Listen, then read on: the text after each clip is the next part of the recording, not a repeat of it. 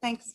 Good morning. I'm sorry for the few minutes delay. We had some tech problems this morning and a personnel meeting first off. So at this point in time, let's call the meeting to order. And if I could please ask Supervisor Hogan to lead us in the Pledge of Allegiance.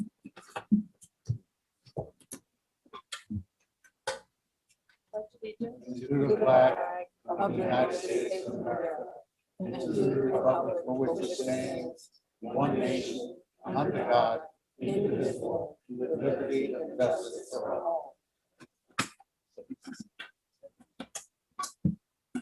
Thank you. I'll ask our clerk of the board to please do our roll call. Certainly.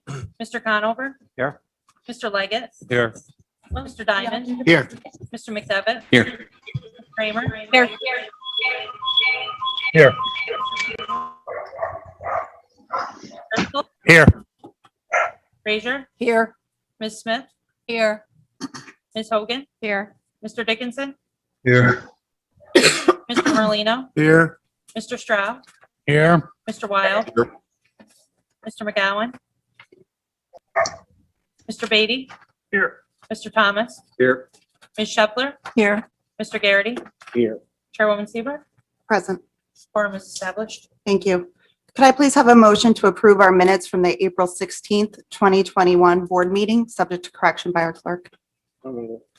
That motion is moved by Supervisor Garrity, seconded by Supervisor Bruno. Thank you. All in favor? Aye. Opposed? Recused? That passes. Thank you.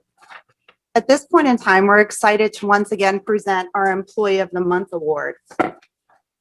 Thank you to all the committee members that continue to provide feedback and improve upon the process for Employee of the Month.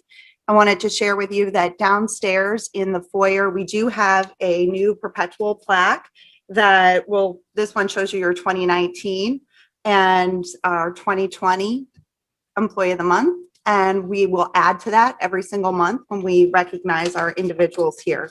So for today's presentation, we're very excited to have both our county administrator and our personnel officer present our Employee of the Month. Thank you, Madam Chair. Our Employee of the Month this month has been an integral player in both all of our COVID efforts and prior to, and just day-to-day life at the county. The IT department is like the circulatory system. You can't do anything without it. And this individual has been instrumental in so much of what we've done during COVID with expanding our technological processes here and running meetings. He's been integral in helping us to communicate with the public as to everything that we've been doing and all the confusing information that has had to get out there during COVID. And I have a special pleasure in seeing this individual honored because he's one of the nicest people I know. It's impossible to see this guy without a smile on his face, and he brightens up any room that he's ever in. We all love him. We all appreciate him very much. And I'd like to turn it over to Mike Colvin to say a little bit more. Morning. Rob has been an employee of Warren County for almost 15 years and has been frontline support for all of those years. Since technology is used by almost every employee of the county, chances are Rob has worked with almost every employee, past and present. His calm nature has contributed to helping many staff during stressful times to not only overcome whatever technical issues they were facing, but also to ease their stress just by talking to them. Due to Rob's longevity, he has learned and stored tons of institutional knowledge that he can use to quickly help and keep the wheels moving on a daily basis. There have been many times I hear something new to me, and I end up calling Rob to find out more, as most likely he's already familiar with it. One of the things that stands out about Rob is that I can always count on him to help out with anything. He often approaches me about projects that are currently underway and asks, what can I do to help? Anything I ask, I know he will keep after it until it is done. I'm also very pleased that due to his age, I will be retired before him, as replacing him will be a very difficult task. Thanks, Rob.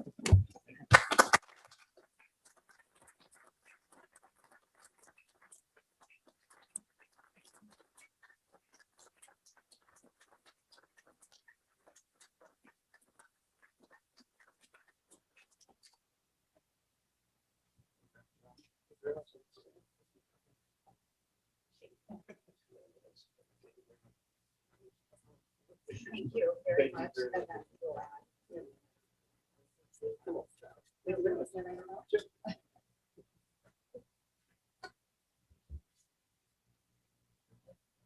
Great job.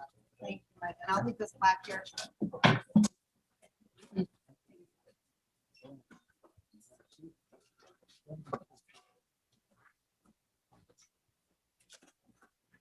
Congratulations again. There's no doubt that IT keeps all of us functioning and are a very critical part of our mission here. At this point in time, Jim Lieberman is with us from Warren County Soil and Water, and he'd like to address the board in relation to the closing of our public comment period for the draft of 2021 MS4 report. And Jim, as an aside, we too all want to once again thank your board and your efforts for the incredible donation and efforts for our COVID memorial tree and everything you did to make that memorial service possible. Thank you. No problem. It's our pleasure. So thank you. It's good to see all of you today. I mean, what a great day, huh? It's beautiful out. Things have changed. It just feels different out there. So May 12th was the end of the public review and comment period for the draft 2020 MS4 plan. So it's the municipal separate storm sewer system plan. It was announced for public review on April 20th here at the DPW meeting. It's been available at the county website, at the district website. It's been available in hard copy at our office, the DPW office, and the clerk's office. The county has been part of the MS4 program since 2003, and the program is evolving about every 5 years. There's changes to that. The report is a summary of the activities and accomplishments. And yes, even with COVID, there were accomplishments. They were a bit challenging because a lot of these items are through the highway departments, DPWs, things of that nature. And when there's a constraint of time because of COVID and reduction in resources and time resources specifically, you have to wonder what's going to get accomplished, but the county did pretty good. I'm satisfied with what went on. So once this has been approved, then it will be filed and sent to the DEC, and that has to be done by June 1st. If you would like more information on the program, if you go to our website, we have the archives, so you can take a look at all of the reports that have been there, the plans that have been there. The only thing, and you'll hear it, for those of you who've been here for a few years, you hear the same thing. We did not receive any public comments. I would like to receive public comments at some point in time because it's a living document and it's guided by input. And if we don't have any input, it's kind of the status quo. So we would like to get some feedback at some point in time. And the last thing I'd like to say is that even though the program applies only to certain communities, I would encourage all the municipalities to apply the same goals as the program to ensure the protection of our natural resources, specifically our water quality, and that'll provide stability for our economic future in the county. So, and with that, I will turn it back to Supervisor Sieber. Thank you, Jim. Are there any questions from any members of the board or comments for Jim this morning? Members of the public? Yes, ma'am. Where's that website? Well, it's available at the Warren County website. If you just go to the county website and type in MS4, actually, Rob Hosford, who you just saw, is the one I coordinate with. I believe it's right on the front page. If not, it's under the homeowners section. Okay. Or you can go to the Warren County Soil and Water website. If you type in Warren County Soil and Water, make sure it's New York. We get questions pertaining to Georgia, Ohio, New Jersey. Trust me. So no problem. Thank you. Good question. Ma'am, just for purposes of our records, would you just state your name, please? Linda Strangio, I'm a citizen of Glens Falls. Great. Thank you very much. Okay, so at this point, we just need board approval to move forward. We don't need a resolution, but we will need consent of the board approving this MS4 report at this time. Would it be acceptable just by a show of hands? All in favor? Very good. Anyone opposed? Looks like unanimously we have consent to accept that report. Thank you. And you made a fabulous choice of employee of the month. I can't say enough about that. Thank you very much. All right. Everybody have a great weekend. You too, Jim. Thank you. Thank you. Moving on at this time to committee reports. I want to take the opportunity to say how nice it is to see everyone here in person and without masks, to see everyone's nice smiles. I know that our administrator will be talking a little bit more today about our mask, no mask policy and how we're handling that here in Warren County. But I wanted to also take the opportunity to lead with saying how much we appreciate your efforts, Administrator Moore, what you've been able to accomplish even just since our last meeting, all while having many obligations. And we appreciate the hard work and the guidance to get us back open and running and safe here today. So that being said, thank you all for your hard work and leadership since on your committees and your priorities, both as members and chairs of those committees. Since we last met as a full board on April 16th, we have been very busy. Many of you have been out and about at in-person and Zoom meeting events and trainings, as have I. A complete list of this activity, of course, will be filed at a later date with our clerk of the board. And I, in the interest of time, would prefer not to read every meeting and training and event I've attended on behalf of all of us. But what I would like to do is just highlight a few things this morning. First and foremost, we heard in our personnel meeting this morning that we had Csca Negotiations. I was a member of that negotiating team for the first time this year and wanted to compliment all those members and, of course, all of our employees during that process. Secondly, I attended both in person and by Zoom all of our committee meetings, task force meetings, and other obligations this month. I was fortunate enough to welcome many new businesses with ribbon cuttings and letters of appreciation and certificates, both in Lake George, Queensbury, and Glens Falls. On behalf of all of our members of the board, I've also sent out actually several hundred letters of appreciation, both as we have looked at appreciation months for awareness for law enforcement, our communications division, child protective, foster care, preventative services with DSS, as well as multiple other hardworking groups and individuals here in our county. And we certainly appreciate all of their hard work. Our NACO committee has been very busy as well. That's our National Association of Counties Committee. I want to thank Supervisor Leggett. He's been a very active participant in many of those groups. And also, of course, to our clerk of the board, Amanda Allen, who has graduated from their High Performance Leadership Academy, which is an extensive 15-week academy. And because of the generous donations in scholarships from NACO, we're able to offer that training to our committee members as well. So at this point, it looks like that's something I'll hopefully be able to finish by July. And after joining the board in 2014, this month I've completed my certification and training with NISAC and all of the different requirements that go with their county government and leadership training. I attended multiple calls, both and meetings with the state. And just to be clear, I know we've talked a lot about the control room calls over the year. And fortunately, we're able to say those calls have ended. So in case anyone's wondering if they are still happening, they are not. We're very grateful to our local, state, and federal partners throughout this entire process. And I'm sure we'll hear some updates today on how our mass center is going and also all of the wonderful efforts from our public health department. But perhaps as recently as 2 days ago, when many of you joined all of us to recognize Betty Little's efforts as we dedicated Betty Little Boulevard in Lake George. And the Mayor Blaze really led by example there in showing us what a proper dedication looks like. He did a phenomenal job, but we're very grateful as well for our Lieutenant Governor who was able to join us and recognize Betty's efforts. And again, to all of you who took the time out of your day on a beautiful day to come and honor someone who was a member sitting right here with us. We'll be forever grateful for her leadership and guidance.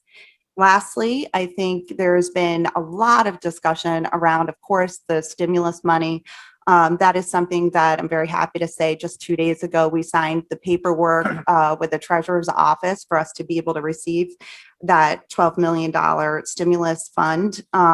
Lots of information is still coming out on how we're able to spend that, what those guidelines will look like, where those dollars will be allocated. And we are in the process of starting and forming a work group, both made up of some members from our board, members from the community, and from other municipalities so that we can really make good informed decisions. But as I was just talking to our budget officer about it, who of course will be front and center with helping us understand what those limitations are, and then also what those possibilities are. We have a lot of work in front of us, and it will take quite a while as we start talking about a community and how we can respond and best utilize that pot of funding.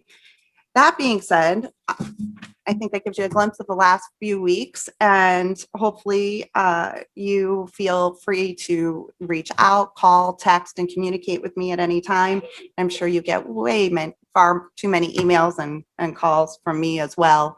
But in the spirit of transparency and communication, I want to, again, I'll come to you. You're more than welcome to come to me. And I look forward to continuing such a positive and collaborative working relationship with every member on the board. At this point in time, if we can move to our committee reports, please. Supervisor Beatty, I know we did not have an executive committee meeting this week, but if you would like to report both on finance and governmental operations and advocacy, I would appreciate it. Thank you, Madam Chairwoman. The finance met on 4/29. I don't know if Mr. Swan's here. He usually gives us an update from the Treasury Department. Is he on the Zoom? No. Okay. There wasn't much action, at least negatively, from the Treasury Department last month, so that's good news. There's two resolutions there for you, basic housekeeping on some issues. 156 and 157 from finance. It's a few supplemental appropriations, and 157 amending Warren County budget for the 2021 for a few various departments within the county. Again, it was fairly uneventful, but my meeting notes are attached. As for government ops, we met on 4/19. There's one resolution 187. This resolution is urging the governor and the federal government to expand broadband and rural cellular coverage to all New Yorkers. Obviously, we have parts of Warren County still needing broadband, and it's and cellular coverage. It's in my opinion, a huge priority. The state's doing what they can, but I think we need to lean on them a little more to upgrade and to speed up their efforts, as well as the federal government.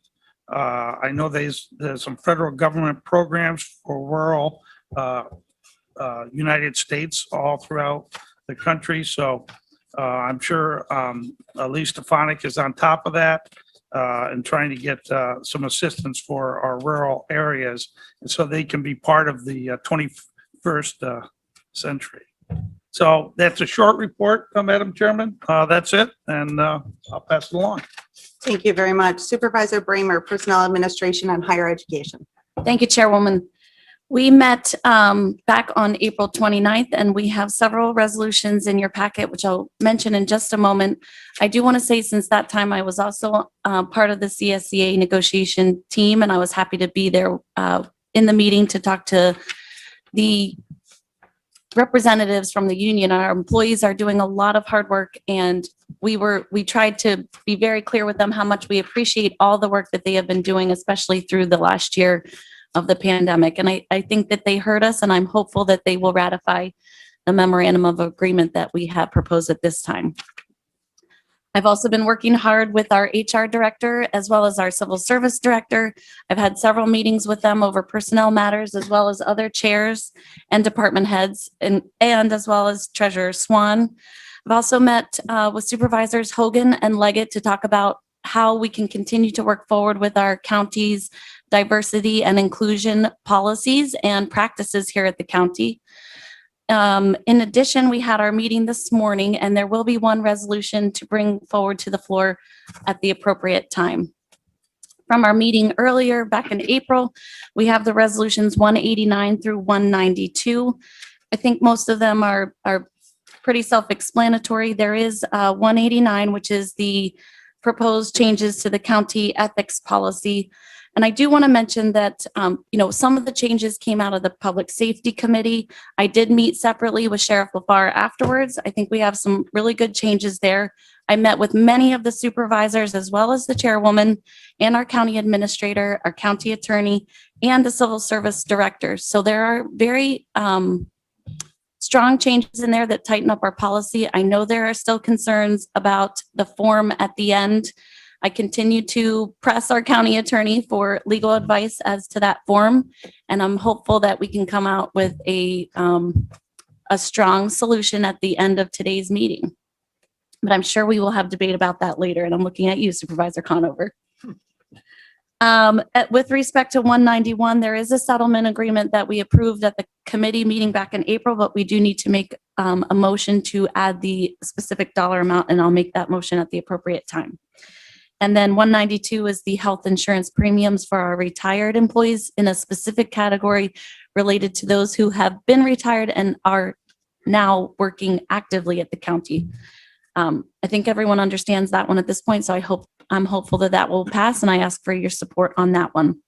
And then again, the resolution from this morning has to do with carrying over employees' vacation hours. And I would ask for your support as well on that one to give our employees some flexibility there. And that is my report. Thank you, Chairwoman. Thank you, Supervisor Bramer. Supervisor Conover, the Chairman of Public Works. Oh, thank you. Public Works met on April 20th, represented in our work represented in your packet by resolutions 179 through 185. 179 is an agreement with Soil and Water to when we need stormwater work or drainage work on our projects. We certainly thank Soil and Water for their wonderful work and their wonderful assistance on all of our county projects. They're a great organization. Resolutions 180 through 183 are modifications to our snowmobile agreements. The modifications are designed to make it easier for our snowmobile clubs to get reimbursed through our auditor. I think that they're all good changes and were discussed in committee.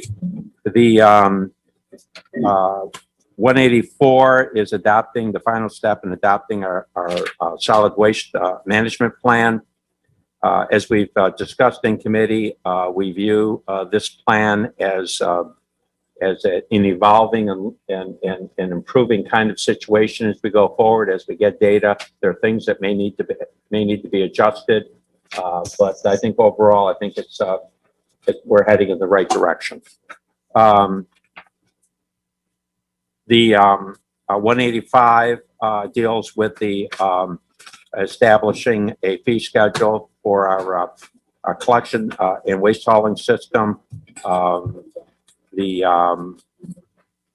And that concludes my report. I will say that the process of moving to a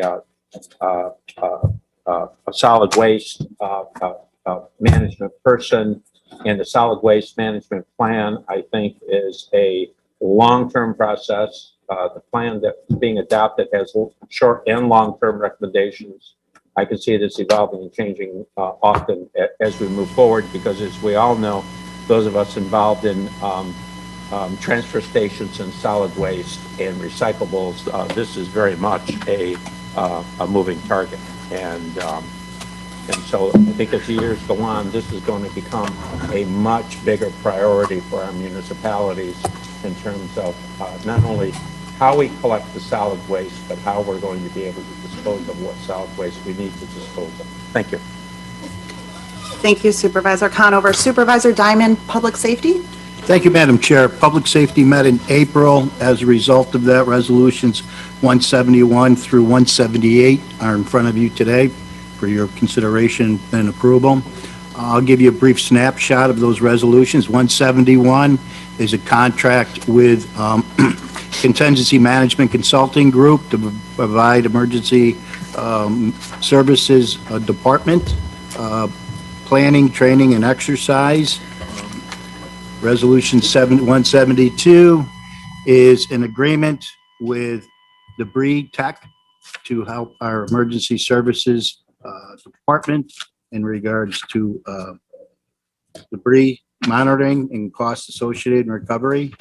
Resolution 173 is an agreement with the Great Escape Theme Park to provide them with a patrol officer on during which time it's no cost, additional cost to the county.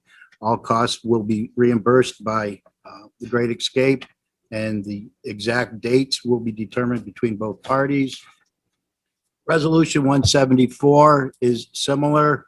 It's an agreement with the Village of Lake George to provide them with a police presence at no additional cost to Warren County. All costs associated, including benefits, are reimbursed by the Village of Lake George. Resolution 175 is an agreement with Csca Marina to provide us an annual routine boat maintenance service for $8,595 and an hourly rate for emergency services repairs at $110 per hour. Resolution 176 is authorizing a renewal of intermunicipal agreement with the town of Scroon and Essex County Sheriff's Department for marine law enforcement on Scroon Lake in the town of Scroon, Essex County, for the cost to be at $4,000. Resolution 177 is a intermunicipal agreement with the town of Portcon for marine law enforcement on Scroon Lake in the town of Portcon at a cost of $2,500. Resolution 178 is rescinding a resolution with an agreement with MCI Communication Services for fiber optics. It's currently under the state contract, so there'll be no cost to Warren County in regards to that. And that concludes my report. Thank you very much. Thank you, Supervisor Diamond. Supervisor Dickinson, I see you're here with us on Zoom. Environmental concerns and real property taxes.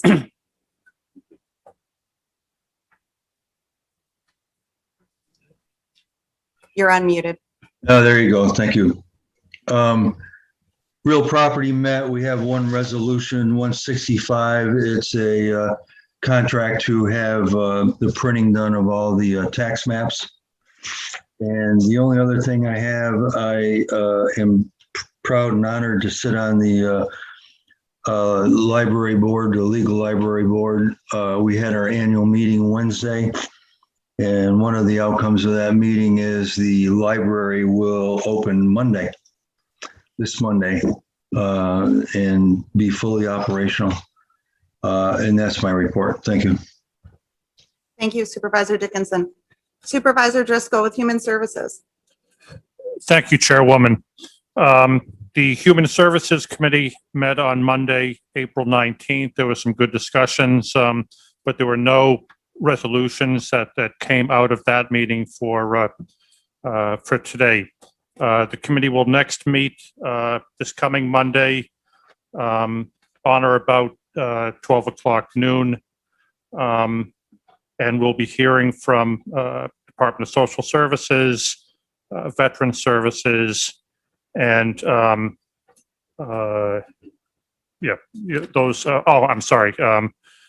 Countryside Adult Home also. So those three programs will be presenting. Often my monthly meetings involve personnel-related issues, and if I could just suggest that in the best interest of the county, that each of us promote and put out there to our constituents and the general public the benefits of working for Warren County.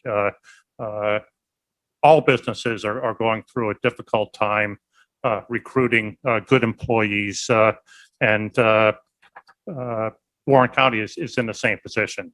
At least the departments that I help oversee are in that situation currently.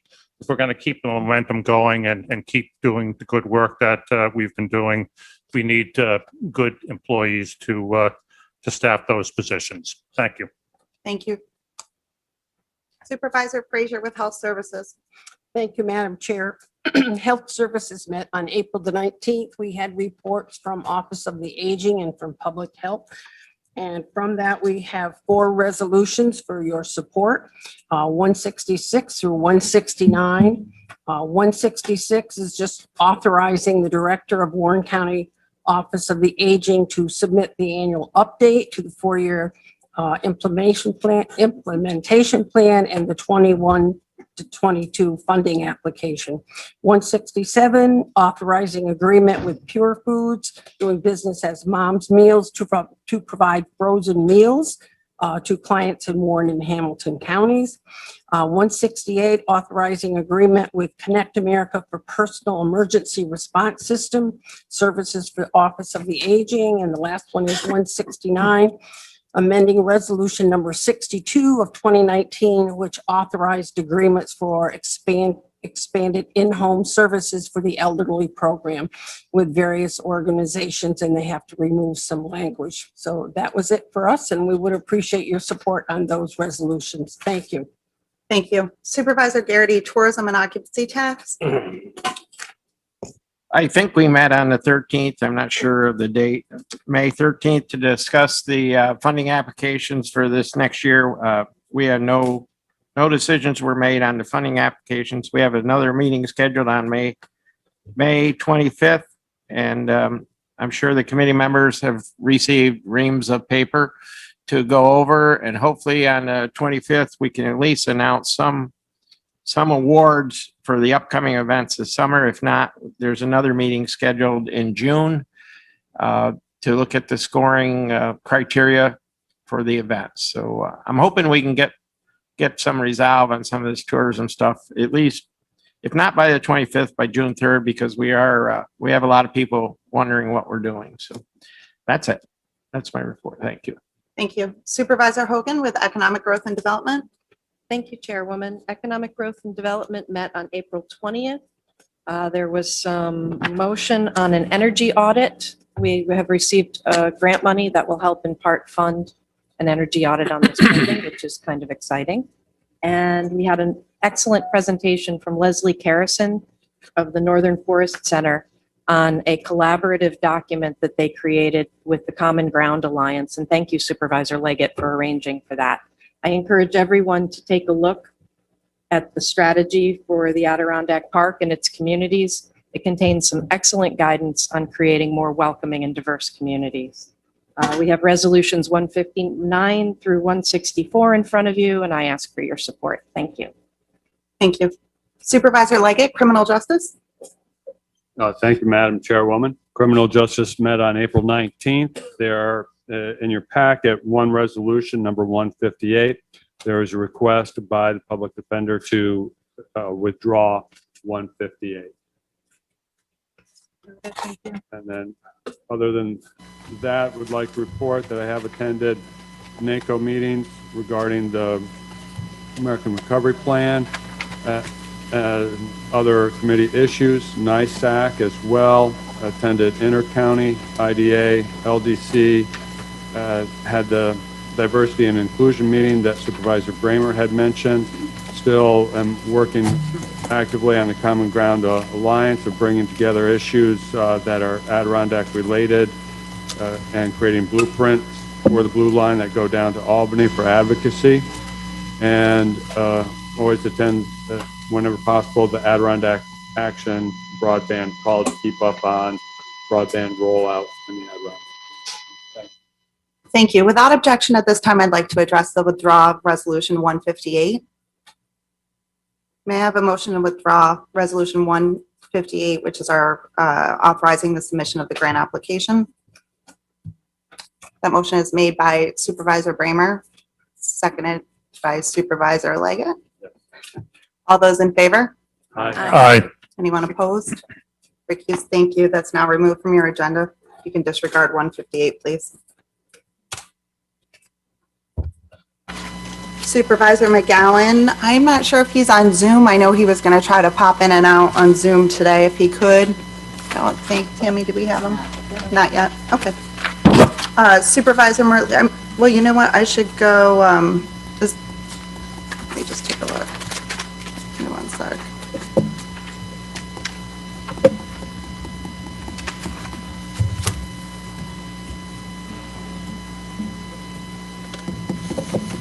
Supervisor Bruno, is there anything as Vice Chair of County Facilities that you want to add? Or we have the committee meeting this month? No, I don't think there's anything that I have to add. Thank you, Madam Chairwoman. Great, thank you, and I appreciate you serving as Vice Chair in that. Yep. Supervisor Merlino, Park Operations and Management. Thank you, Ms. Chairwoman. Just quick on 170, there was just a little confusion. We had a price for events of 10 days in a row, and that's staying where it is. The confusion was for the one over 10 days. We do have a promoter that wants to promote at the festival space this summer, 3 to 4 events.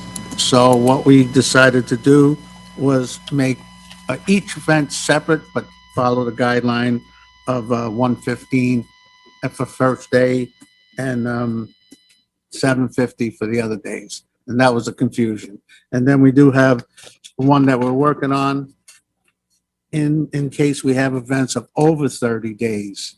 And that's something everybody knows. We're working on the Ice Castle. That could be a 6-week event.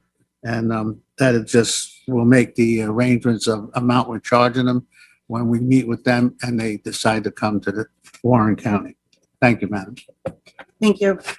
Supervisor Smith, Extension Service. Thank you. I did get 3 bullets from Amy Sabatis. Cornell Cooperative Extension of Warren County has received an award of $10,000 through the 2021 New York State Agricultural Fairgrounds Pandemic Response Program for its fair. These funds are being made available to all fairs that received reimbursement for premiums paid in 2019 and are meant to address issues associated with fairgrounds going unused in 2020 and to assist with any costs related to implementing 2021 state festival and fair pandemic guidance. The program makes funds available for construction, renovation, alteration, rehabilitation, improvement, installation, acquisition, repair, or replacement of fairground buildings, equipment, or permanent or temporary facilities used to house or promote the agriculture. Also, they received $2,500 grant from International Paper, and that's to aid in the cost of conducting the logger training programs. Educator Roxanne Westcott will be conducting a 5-week Zoom parenting workshop called PS It Works. Participants will learn tried and true basic parenting skills in this interactive program. I also would like to thank Supervisor Driscoll for co-chairing in this committee, because it seems that the past couple of meetings I had conflicts and he was able to step in and take over. So I appreciate that so much, Ben. Thank you. And that's all I have. Thank you. Supervisor Thomas, our Budget Officer. Thank you, Madam Chair. The Budget Committee did not meet this past month. However, I would like to bring to the board's attention that from the Treasurer's monthly report, last year, although our revenues weren't all that spectacular, they weren't as bad as we anticipated they might be. And with the deficit reduction program that that the administrator and the budget officer put in place, currently the general fund unassigned fund balance is nearing $27 million. So that's all. I just wanted to make you aware of that. That's very healthy fund balance, and we'll go from there. That's my report. Excellent job. Thank you, Supervisor Thomas. A report by our County Administrator Moore. Thank you, Madam Chair. In the beginning here, as we usually do, we have notable anniversaries to announce. With 40 years of service at the county is our Tourism Director, Joanne Conley. Congratulations to Joanne. I can't believe 40 years, that's quite something. With 25 years is Captain Al Mayday in the Sheriff's Department over at the jail. Congratulations to the captain. And with 20 years is Paulette McDonald in the DA's office. Thank you, Paulette. Thank you all for your dedication to this county. We truly appreciate it. We did have a resolution just come out of the Personnel Committee, and I will attempt to verbalize what that resolution is so that we can memorialize it and have it adopted at this board meeting, if that's what the board would like to do. Resolved that due to ongoing duties and responsibilities related to the COVID-19 pandemic, certain employees have been unable to use all accrued time. The Board of the Personnel and Administration Committee has approved let me rephrase this. I have just a couple of lines here. Whereas due to ongoing duties and responsibilities related to the COVID-19 pandemic, certain employees have been unable to utilize all accrued time. And whereas the Personnel and Administration Committee has approved a one-time extension for the use of vacation carryover to be available for use after the June 1st, 2021 deadline at the discretion of the county administrator to be reported to the Board of Supervisors. Be it resolved that the Board of Supervisors approves a one-time extension for the use of vacation carryover to be available for use after the June 1st, 2021 deadline at the discretion of the county administrator to be reported to the Board of Supervisors. Sound good to everybody? Yeah. Okay. Supervisor Bramer, does that reflect? That's great. Definitely reflects the committee's discussion, and I appreciate it. I will make that motion to add it to the packet now, if you'd like. Supervisor Bruno, do you have a question or you're seconding? Yeah, I just had a Sure. question. It commences after June 1st. Is there an end date for them? In other words, they have to use it between June 1st and December 31st? Or? I'll talk, my proposal would be I'll talk to Jackie, we'll talk to the people who are still out there, we'll come up with something reasonable, a month, 2 months, whatever's decided, I'll report it back at the Personnel Committee meeting in 2 weeks, and just make sure that you all are okay with that. Yeah, I think it's a good idea. I just wondered if there was an end date, so to speak. Okay. Thank you. Good question. Supervisor Bramer, without objection, I'd like to wait to introduce that during reading of resolutions. No problem. Thank you. Thank you. Okay, thanks. As you know from the morning updates, we've been consistently in the top 5, top 6 in the state for vaccination rates. We did finally surpass our neighbors to the north. Some of our neighbors to the south have caught up. We're in a constant struggle to catch back up to Schenectady County. They're always 0.2 or 0.3 ahead of us, but I think we're going to get them. Albany County every once in a while pops up to be similar to us. Right now, I think they're a little bit ahead of us right now, but we'll get that back. And the ones that have been challenging are, of course, Hamilton County. Hamilton County is the only county that has consistently been higher than us, but once upon a time, they were about 15 to 20% higher. Now they're only a couple of percentage points higher. So we'll catch up to Bill Farber. Also, Manhattan has been doing really well, and Tompkins County has been doing really well. So we continue to work at that every day. Congratulations to our public health department for having one of the recognized best operations in vaccinations across this state. And the vaccinations are important. We need those numbers to keep going up. The higher the number gets, the harder it is to move it up further. But the reason we need that is because the change that was just announced by the governor, the new rules that we have on masks and social distancing. So a little piece of that press release that indicates that when the state vaccination rate is high enough, that those regulations are going to go away even for people that don't have the vaccine. So right now, if you're unvaccinated, you still have to wear the mask. You still have to maintain social distance. But there will come a point in time where the vaccinated among us are so prevalent that those people can dispense with those requirements. That's the point we want to get to, because that's the point where life is normal again for our businesses. And God bless our businesses for all the work that they've been doing to keep up with all of these rules and to stay faithful to these rules. It has not been easy. Return to normal is what everybody wants. It's going to be good for everybody psychologically. It'll be great for our economy. It'll be great to have our businesses back to the business of doing business rather than also spending so much time and effort on health compliance. But they've done a tremendous job of it. The state put out a 2-page clarification 2 days ago. I sent it out to everybody. I can send it out again. I'd encourage everybody that has questions about the new rules to read that. I think the state did a good job putting kind of a flow chart together of how it works. It's really simple. It's really simple. The capacity limitations went away. Capacity limitations went down to 6 feet of social distance. So whatever your space is, if everybody who's in it can be 6 feet apart from a party that's not their own party, that's the new capacity limitation, no matter who you are. The state has gone ahead and said, in addition to that, if you want to get even more crowded than that 6 feet of distance between parties, you can do that if people are fully vaccinated. Fully vaccinated is 2 weeks after the last shot. J&J 1 shot, Moderna and Pfizer 2 shots. 2 weeks go by, you're symptom-free, you're fully vaccinated. If you're in that group, you don't have to even worry about the 6 feet and the masks. You can take the mask off. You can be elbow to elbow, just like normal times. It's challenging from a business perspective to do that because you have to ask yourself, how am I going to check to see if you're vaccinated?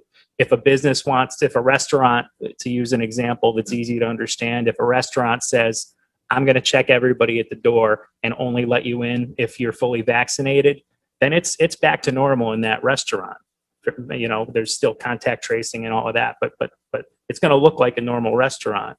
Restaurant could also say, I'm going to check you, and if you're unvaccinated, you go to an unvaccinated section, and if you're vaccinated, you go to a vaccinated section, just like the old days with smoking, non-smoking. You could do it that way. If a restaurant doesn't want to check you, then it's again, masks are recommended, and 6 feet between parties is your capacity restriction. When you break it down that way, it's fairly simple, and that analogy applies to just about anything. If you're big, that means if you're typically congregating at your place of business more than the social gathering limit, 250 inside, 500 outside, those numbers will keep increasing. If you typically have more people than that, you can't use the honor system to see if somebody's vaccinated. You got to get some kind of proof. But if you're less than that, if you're Warren County, for example, we never have 250 people together in the same room. You can use the honor system. It's enough to say to somebody, hey, are you vaccinated? Or are you not vaccinated? If the answer is anything other than yes, okay, you got to put the mask on, which is not a change from where it has been. Everybody's had to wear the masks. So there's been some stress about applying this, but it is a relaxation and it is only an interim step to getting back to normal. And again, the key to getting back to normal is getting the vaccine number up. We're doing really well. Other counties are trying as hard as they can, not doing as well as we are. But please just to encourage people to get the vaccine. Thanks. The other piece I just wanted to mention before I turn it back over is we had a development in our family, as everybody knows. I took a couple of weeks off.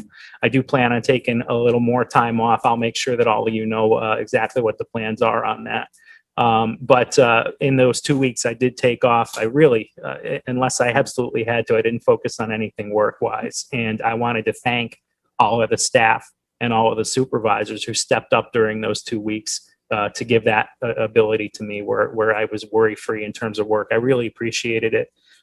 We saw a couple of things that didn't work out as well as they could have worked out, and we'll improve those for the next time that I'm out. We had a glitch with the email, for instance, where the staff wasn't getting all of my emails that were coming in, but we'll fix that going forward for the next time I'm out. And again, thank you to everybody who helped do that. It meant a lot to me. It meant a lot to Katie. And I love being a father. So I'll be a lot happier, at least for the time being, I promise. That concludes my report. Thank you. A report by our acting county attorney. Thank you, Madam Chairwoman. I'm still growing into the shoes of being acting county attorney on this. I have attended the last round of committee meetings which we held prior till today. We also have a little bit of an update on a bankruptcy case that does affect the county. There's no attorney-client privilege here, so we don't need executive session. It's about the Saratoga North Creek Railroad. The county will be getting tax payments from the railroad for tax money it owes on parcels to which it owns the rights from just north of the North Creek Station up to the Essex County line.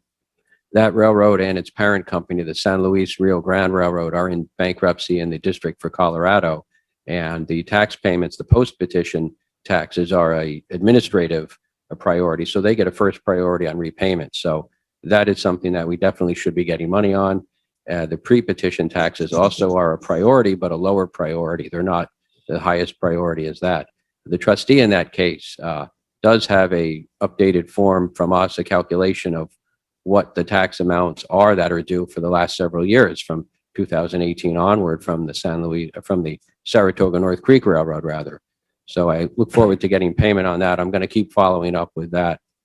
In addition, there are the track rights to that section of track, again, from just north of the North Creek Station up to the Tahawus terminus.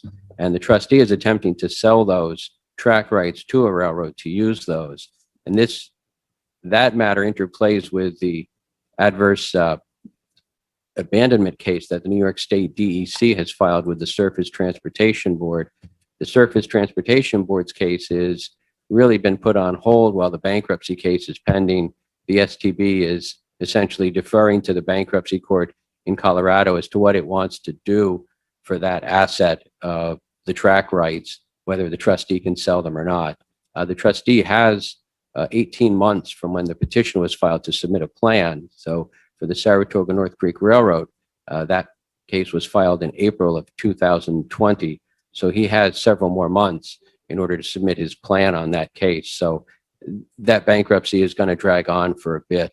There's not really too much we can do to accelerate the matter on this end, except to try to stay involved and definitely try to get the tax payments that are owed to the county. And that is my report. Thank you. Thank you. At this time, the reading of communications. From the Capital District Regional Off-Track Betting Corp., we've received financial reports dated November 30th, 2020, January 31st, 2021, and February 28th, 2021, as well as the audited financial statements for years ended December 31st, 2020 and 2019. We have a letter from Lori O'Shaughnessy advising of her resignation from the Warren County Youth Board. We have a letter from the New York State Department of Public Service seeking public comment regarding 2 proposals filed by the Department of Public Service staff in gas planning proceeding. There's a letter from Chad Farrington advising of his support for the county's opt-in for the youth deer hunting pilot program. There's an email from June Maxim making an ethics complaint. There are notices of public hearing from Fitzgerald Morris Baker Firth and the counties of Warren and Washington Civic Development Corporation regarding the Glen at Highland Meadows Inc. tax exempt bond financing project. And then we also had a notice of public hearing and a notice of cancellation of that public hearing from the Warren Washington County Civic Development Corporation regarding the proposed CHPE LLE project. We have checks from Capital District Regional Off-Track Betting Corp. For the May 2021 surcharge in the amount of $2,933 and the 2020 regional benefit distribution and installments 8, 9, and 10, each in the amount of $2,408. Thank you. At this point in time, the reading of resolutions. Resolution numbers 156 through 195 were distributed to the board and posted to the Warren County website on Thursday, May 13th, which met the distribution deadline specified in the rules of the board. Resolution numbers 170 and 186 were subsequently revised and redistributed to the board on May 18th, which also met that mailing deadline.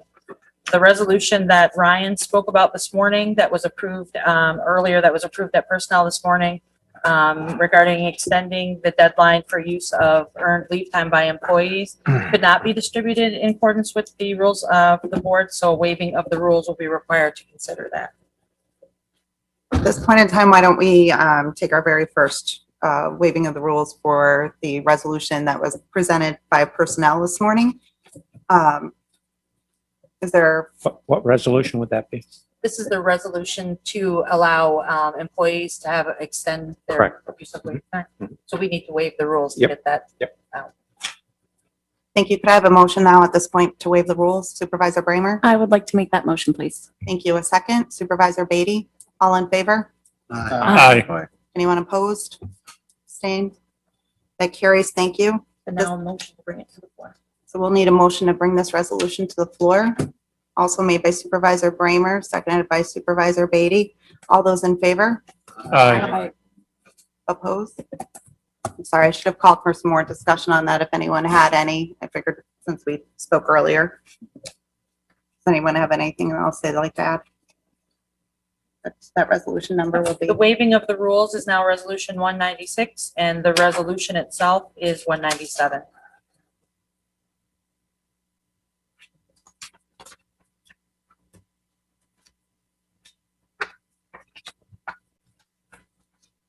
Great, thank you.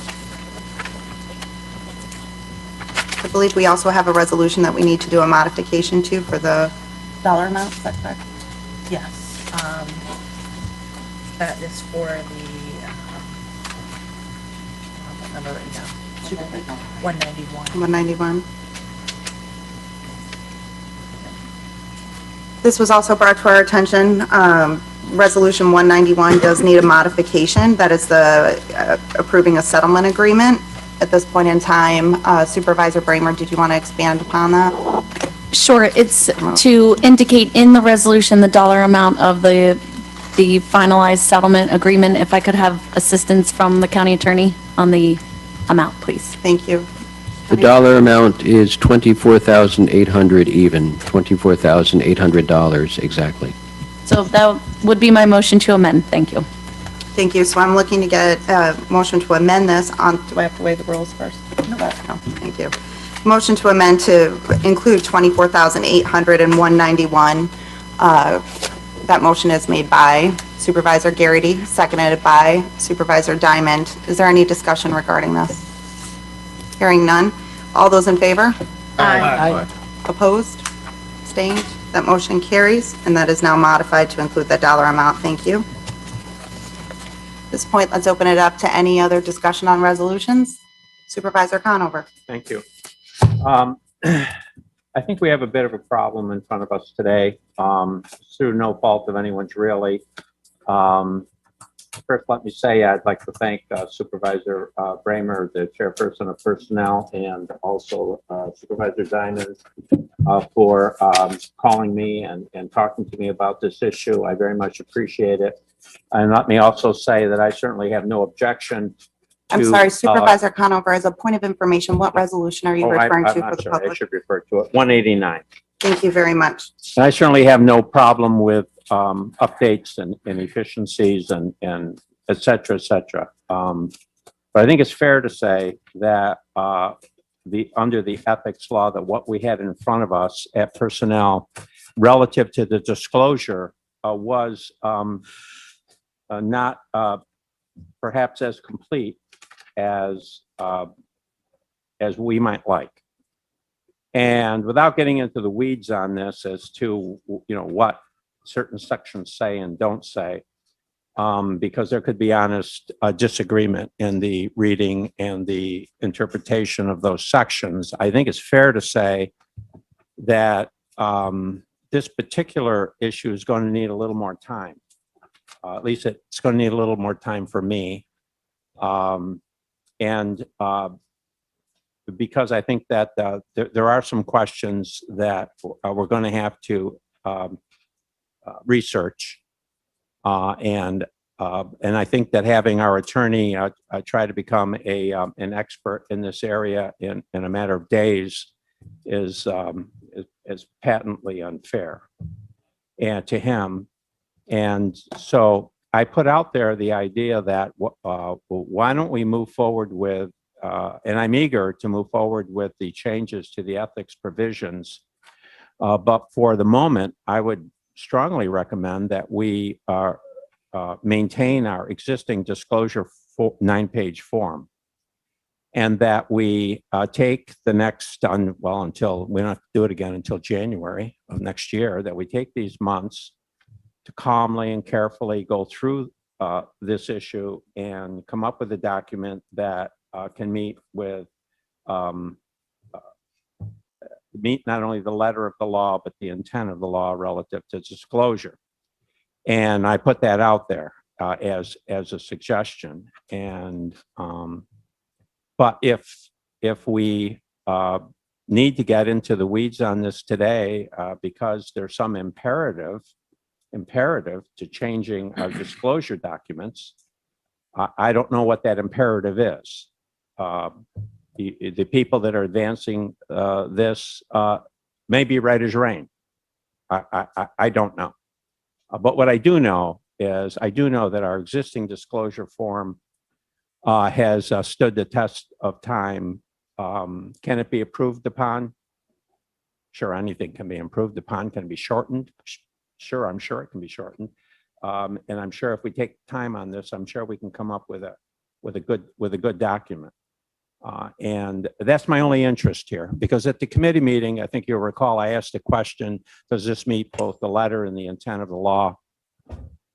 And the thinking at that time was, well, it's totally up to us. Well, which was understandable, a response, by the way, if you read some sections of all of this issue. So I'm not criticizing that response. I'm just saying that it was completely understandable at the time. But as I began to look at this, I began to become concerned about exactly what the letter of the law is and what the intent of the law is relative to this matter. So what I would propose today is that, and the only path forward, if we're going to move forward with the other changes, which I think came out of Jack Diamond's committee, which is to make it so that people that take competitive exams can move forward and become contributors to our labor force, that we move forward with that public hearing. But I don't believe we can move forward with a public hearing on something that we know now by the material now being put in front of us was defective coming out of committee. Now, maybe defective is too strong. Maybe I should say not as complete or lacking, or whatever terminology you wish to use. And because when it comes to a document like this, we are now putting on our lawmaking hat. There are times we put our executive hat on, where we make executive decisions. Here now, we're putting our lawmaking hat on, and each of us has to ascertain and determine whether the law that's in front of us or the change of the law in front of us is complete and in the best interests of our community. And I think we need to spend just a little more time on this to make absolutely sure that we're on solid ground. I could offer an amendment at this time. And I'm sure there might be some supervisors that won't like it, but it's the only real path forward that I see for moving forward with the other changes and then providing sufficient time for the disclosure document review and approval. And you have my commitment that I will review and approve that disclosure document as honestly and fairly as I can. So I don't start with any notions that I'm opposed to anything. But I would say at this time that I would like to introduce an amendment to number 189, which would delete the changes, the change that was made to the disclosure document, that it would be replaced by our existing disclosure document, our 9-page report, that we know we can move forward with confidence, that we know is good lawmaking, and that we provide the time and the input that's going to be needed, I think, on the disclosure side to get to a good place in that regard. And that would be the motion that I would introduce at this moment in time. Thank you. Thank you, Supervisor Bramer. Thank you so much, Chairwoman. And Supervisor Conover, I do appreciate the phone calls and our frank discussions and being able to talk about a positive way. Point of order. State your point. Point of order, that the motion's been made. I believe you should call upon a second to open it up for discussion. If there's no second, there's no discussion. It doesn't make it to the floor. I will second the motion to delete Appendix B, sorry. I'd like The to, motion on the floor is to. I'd like to flesh delete- out my proposal to go with that.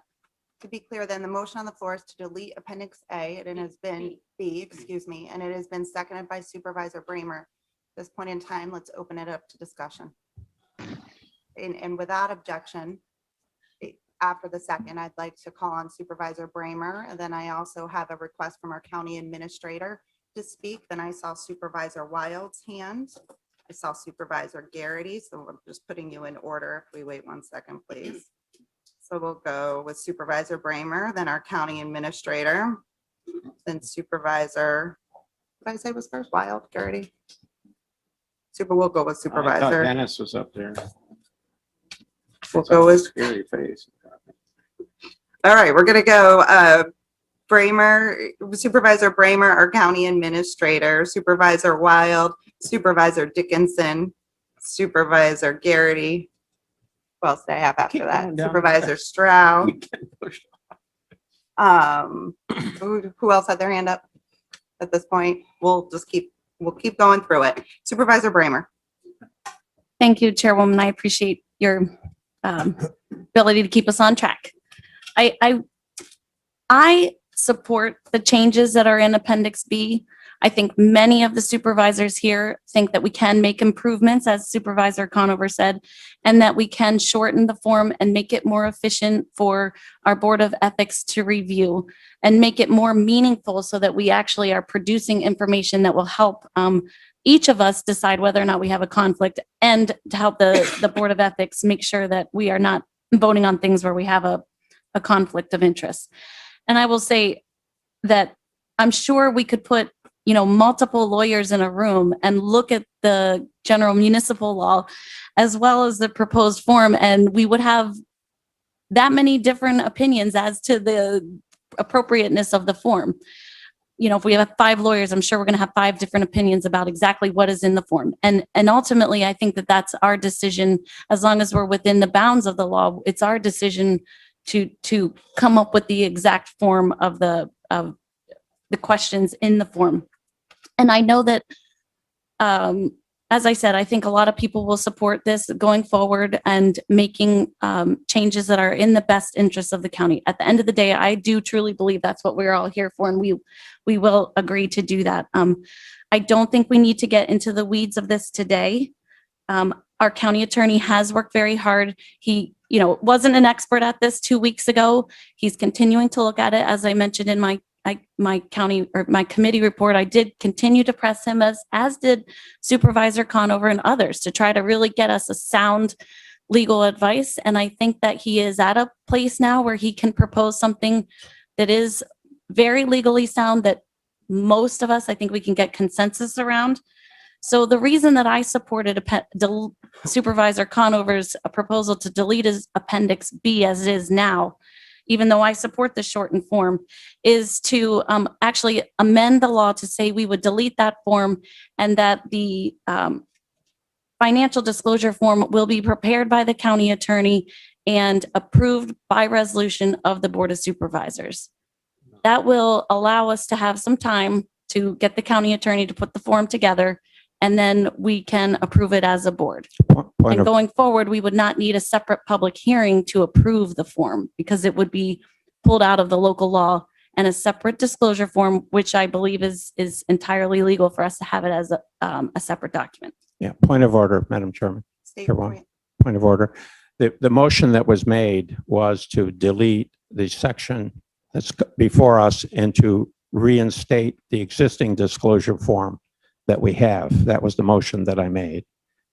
What's being suggested now, it's sounding like an amendment to the amendment. And if so, that should really wait until we have an action on the proposed amendment in front of us. So to restate, the motion that was made was to delete the Appendix B that's there and to reinstate our existing 9-page disclosure form. Thank you. Supervisor Conover, your point is not well taken. I repeated your motion very clearly, and that was the motion that was seconded to delete Appendix B. Madam Chairwoman, I went through a 5-minute statement here. Then what you're saying is that the motion is to delete the section. I specifically said to add the existing disclosure form. That was the motion. Supervisor Conover, are you appealing the decision? I am appealing the decision of the board. I mean, everyone in the room has have ears. Please. I would appeal the decision of the chairwoman that the motion was clearly stated to delete section B and to add our existing disclosure form. Supervisor Conover, I want to make sure I get this absolutely right. So if we could have an at ease moment. I would Mhm. appreciate that, so I can speak with Sure. our parliamentarian, please. Thank you.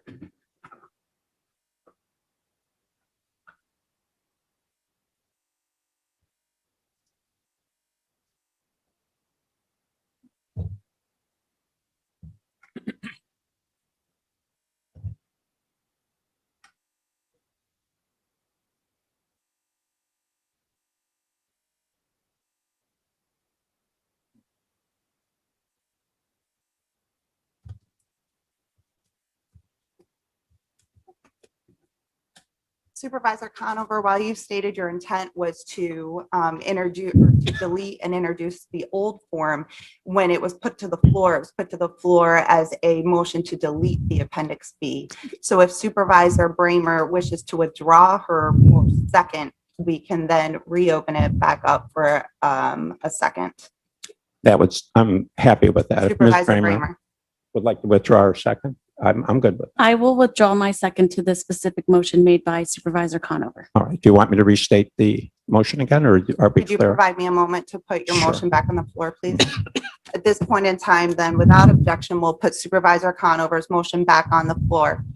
Would you please clearly state what your motion is? The motion is to delete the Appendix B that came out of committee and to replace it with our existing disclosure form, 9-page disclosure form. Is there a second to his motion? I'll second, but I have a question. Can you wait for discussion, or Well, yeah, I mean, yeah, I guess I could. Supervisor Garrity has seconded that motion? Let's get it on the floor for discussion, and without objection, we'll allow Supervisor Garrity to state his question before. Yeah, my question is fairly super. I'm glad I'm not a lawyer, and I'm glad I didn't, play one. But my question is, there's a B and C labeled B and C on this resolution. And at 189, you have an Appendix B and Appendix C. So I'm all for the ethics. I'm good with the ethics. I want to see it go forward. I've stated that publicly.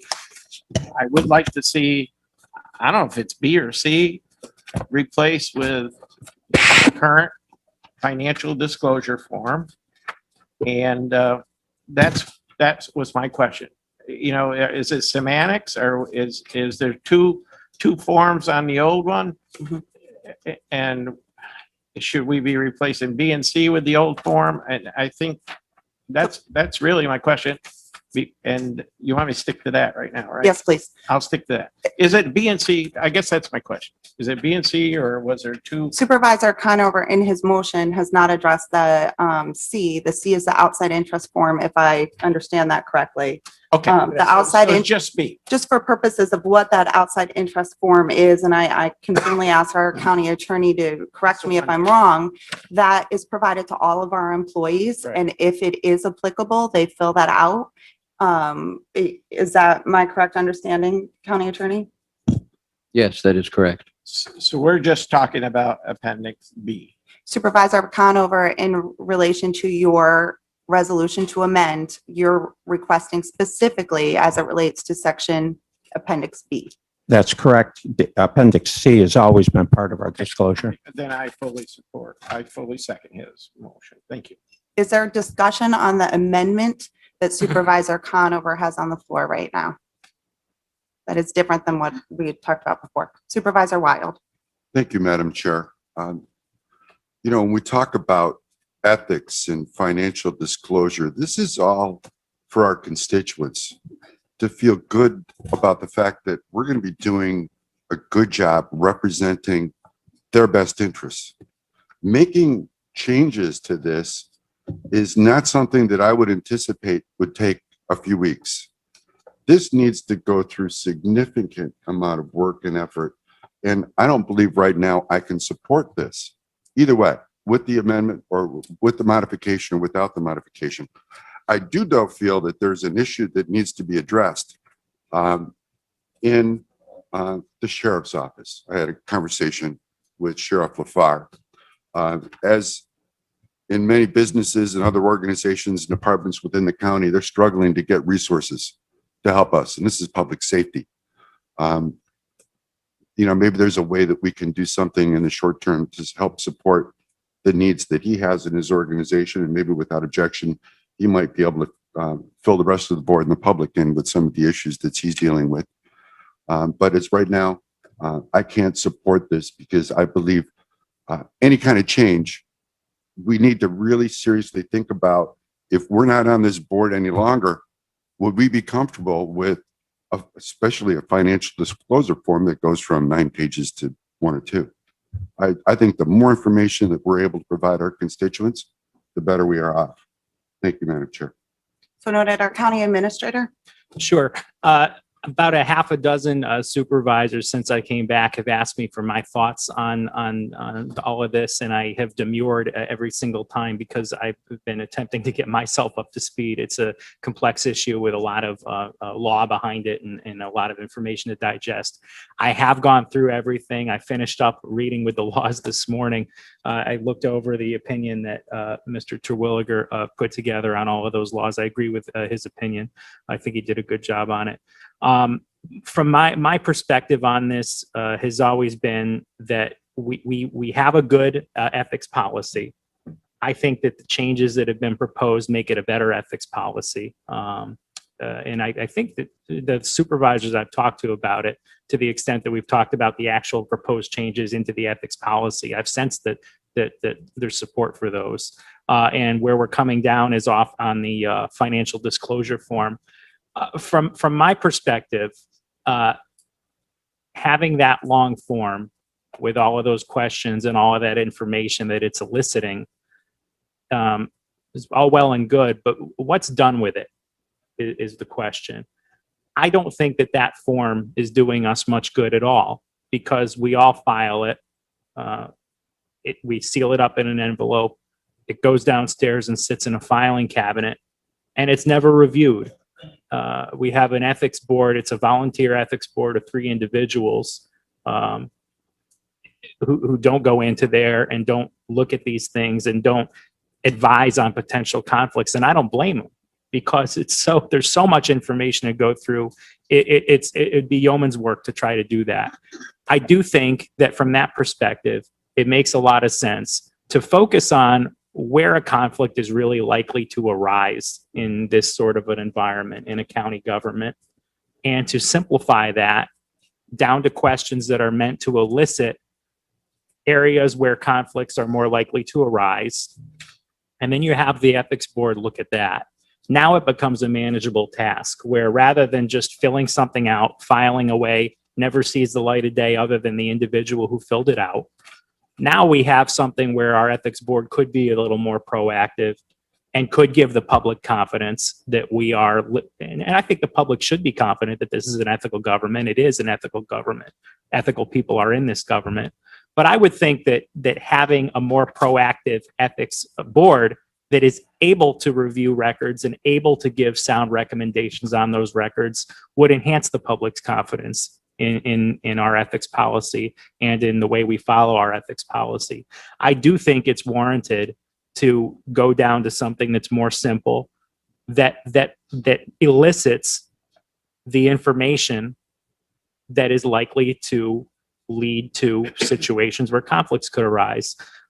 If you look into what Robert has researched, Robert went back to when general municipal law was written surrounding the requirements on local governments to have ethics laws.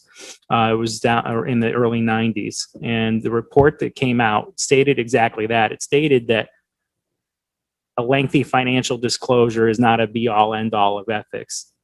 That what's more important is getting to information that's useful.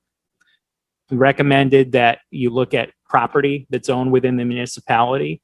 You look at all outside employment of an individual that works for your municipality and all outside employment of their spouse. And those 3 areas were what that report, it's a statewide report, keyed in on.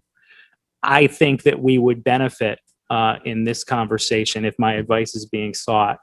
The Appendix B that we have that's proposed today, go ahead and put that to the side. Focus on those areas that state report focused on. property, outside employment of the individual, outside employment of the spouse. And I think the first two questions on Appendix B that we have today are good questions. Actually having somebody disclose whether a relative is employed here. And that was the second question. The first question was a little more innocuous. If my advice is being sought, my advice would be to keep those two questions, get rid of the third question, incorporate the points from Robert's legal memo and use a short form that elicits information that we can actually act on. We can't expect an ethics board to act on the current form. It's too long. There's too much in there that probably does not ever touch on an area that could produce a legitimate conflict. People's stocks and bonds, for instance. You're asking a lot of a volunteer board to go through that and give us something meaningful. I do think that the experience here in ethics and the public's confidence in how we handle ethics would be improved by something that's more simplified. I would encourage everybody to read carefully Robert's opinion. I agree with the conclusions that he came to. I think he did a good job with it. And I think I've said my piece. That's my view. Thank you. Are there other comments as it relates to the amendment? Supervisor Leavitt. Thank you, Chairwoman. It seems in reading through here that the current disclosure form follows section by section of the ethics disclosure law. And I think that's why it's so long. It goes point by point. Do you have any interest in this and that? So the two align to make sure that each point in the local law, political solicitations, for example, is there a question on the form? Do you have that relates to that? So somebody can answer to each one of those things. I think that's why we have such a long form, and it is so complete, as cumbersome as it may be. County Administrator. And I reflected on that as well, Craig. And I think what it comes down to is a difference in philosophy. It's is it preferable to have those who need to file this form reading that law and analyzing where they think they might have conflicts and then disclosing where they think they might have conflicts? Or is it preferable to have the person filling out that form list the property they own, list any outside employment that they have, list any outside employment that their spouse has, knowing that those are the potential trouble spots, and then have an outside board that we appoint for this purpose to look at that information and give more of a professional recommendation as to where this person needs to look out for conflicts. In my mind, it's a question of having someone make those determinations on their own and either disclose them or not disclose them and then file it away where nobody ever sees it unless it's foiled. Or having someone list the possible universe where a conflict could arise and have a third party look at it and give a professional advice. That's where it breaks down in my mind. Thank you. Our county attorney has spent an immense amount of time on this, and perhaps that would be best at this time is to also have our county attorney provide his recommendation. Thank you, Madam Chairwoman. The existing form that's on the current ethics policy that the county has from Local Law 6 of 2014 is not incompatible with the proposed ethics law that you're looking at today on Resolution 189 of 2021.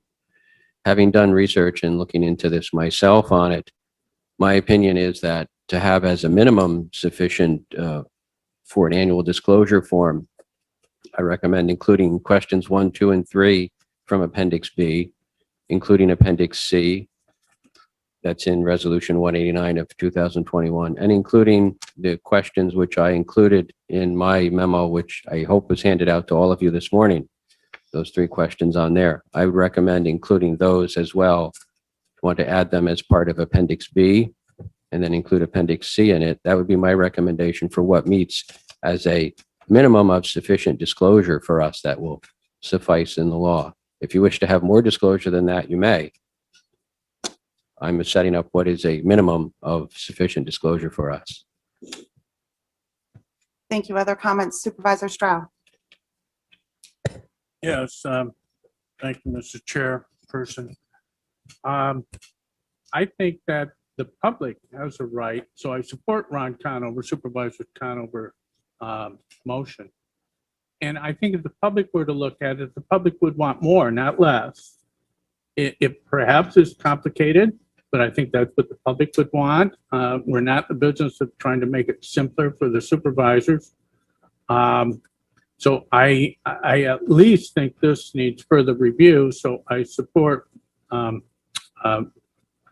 Supervisor Conover's motion. I also have questions about Part A when we get to it.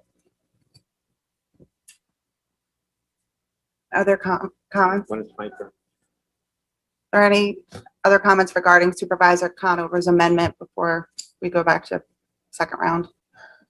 Hearing none, Supervisor Conover? Yeah. Listen, everything that Ryan had to say, all of the questions, all the input that we received today from all of you and from the attorney and from Ryan Moore can all be deliberated on within a process, and that was the point of my amendment, within a process that allows us to get the material in advance, to counsel with the people that we need to counsel with, to make sure that what's being advanced not only meets, as Robert said, the letter of the law, but also meets the intent of the law. The problem with what's happening here at the moment is that we're trying to engineer all of this within the confines of a board meeting. This is what needed to take place at the committee meeting. And then we could have all gone home and we could have consulted with whoever it was. We could have had dialogue with one another. And so that's where, we need to take our time at this moment. But the balance of the ethics law, we can move forward with. And just for the comment that was made, the amendment, Supervisor Wild, is to go back to the default position, no change.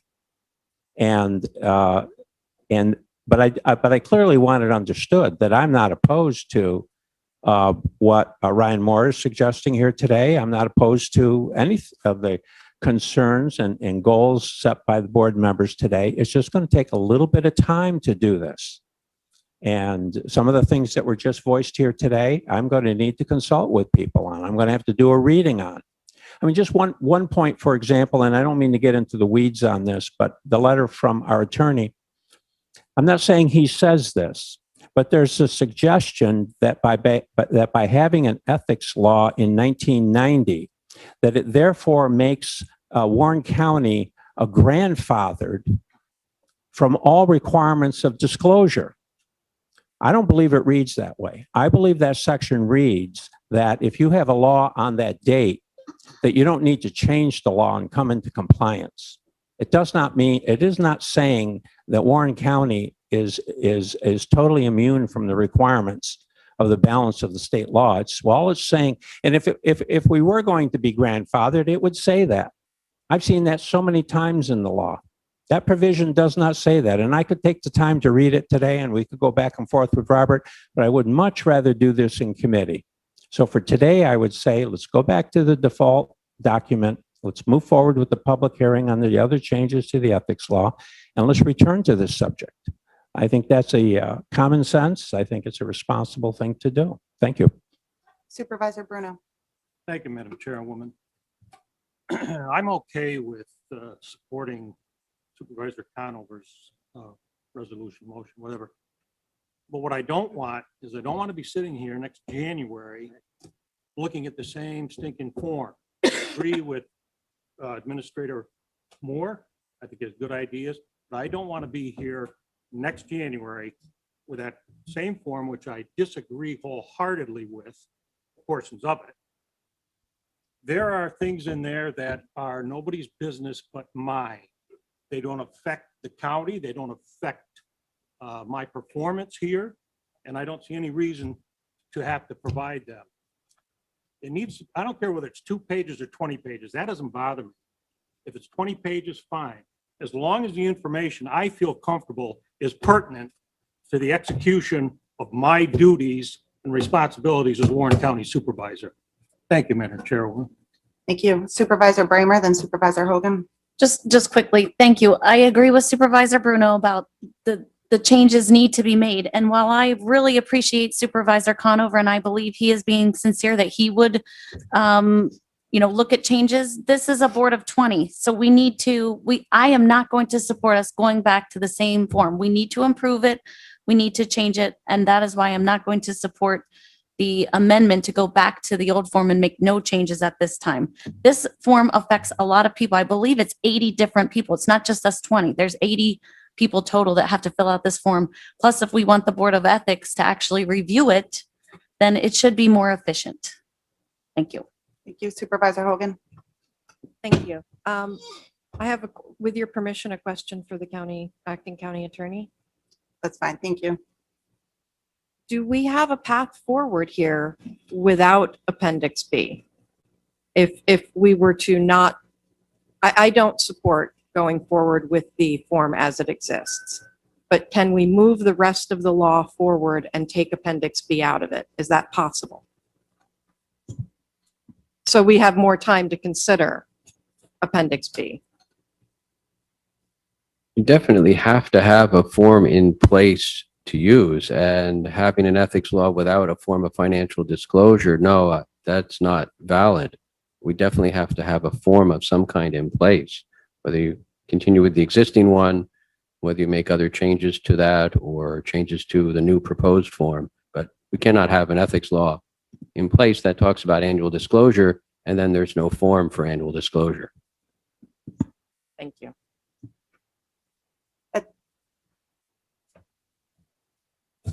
Supervisor Wild. Madam Chair, thank you. I'll be brief. I agree with the supervisor that spoke earlier about timing. We have to get this done before the next year, for sure.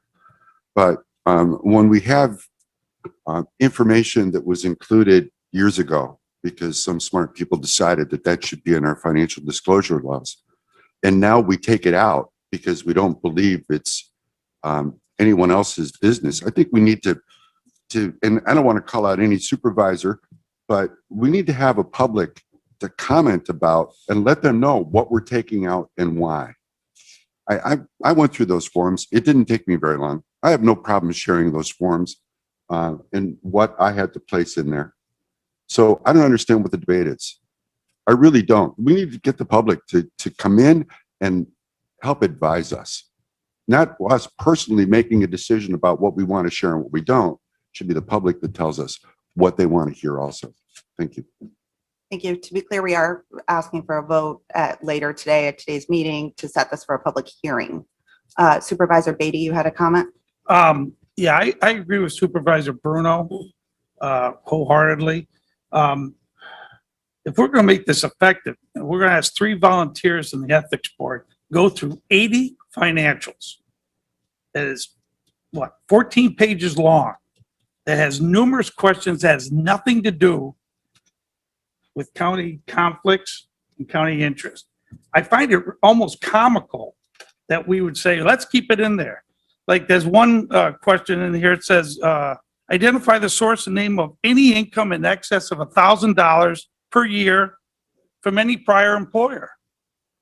So I guess they're saying any time you've been employed, I guess, I think I was a paper boy at one time, and I think I got about $1,200 that year. So should I put down the Post Star and $1,200 when I was 12 years old?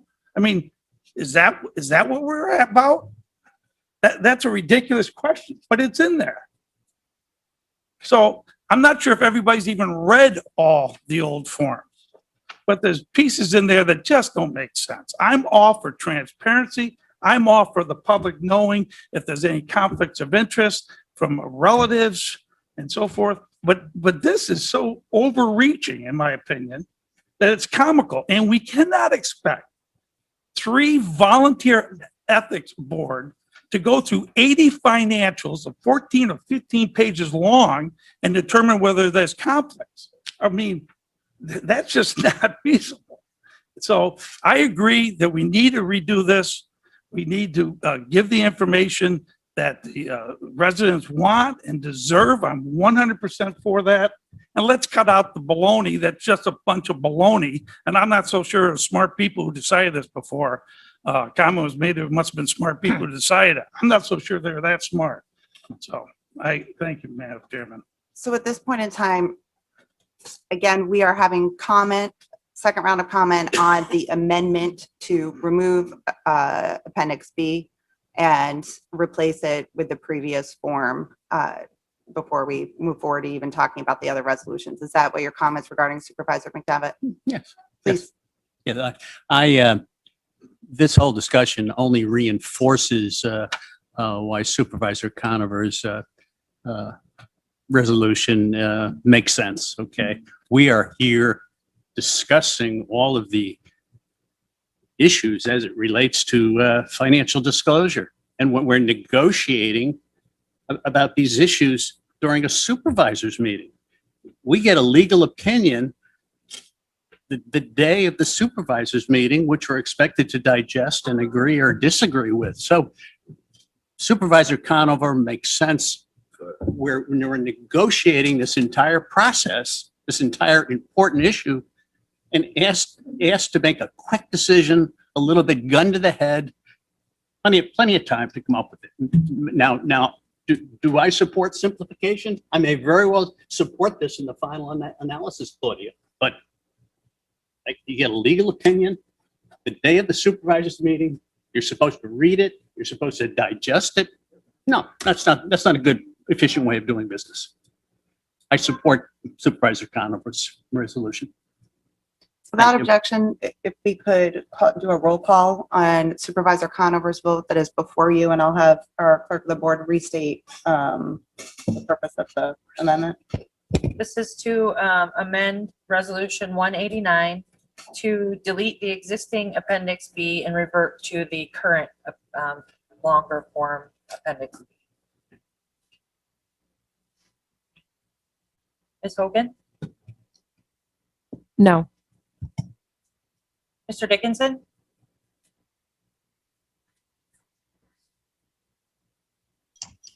That was a quiet yes. This is a loud one.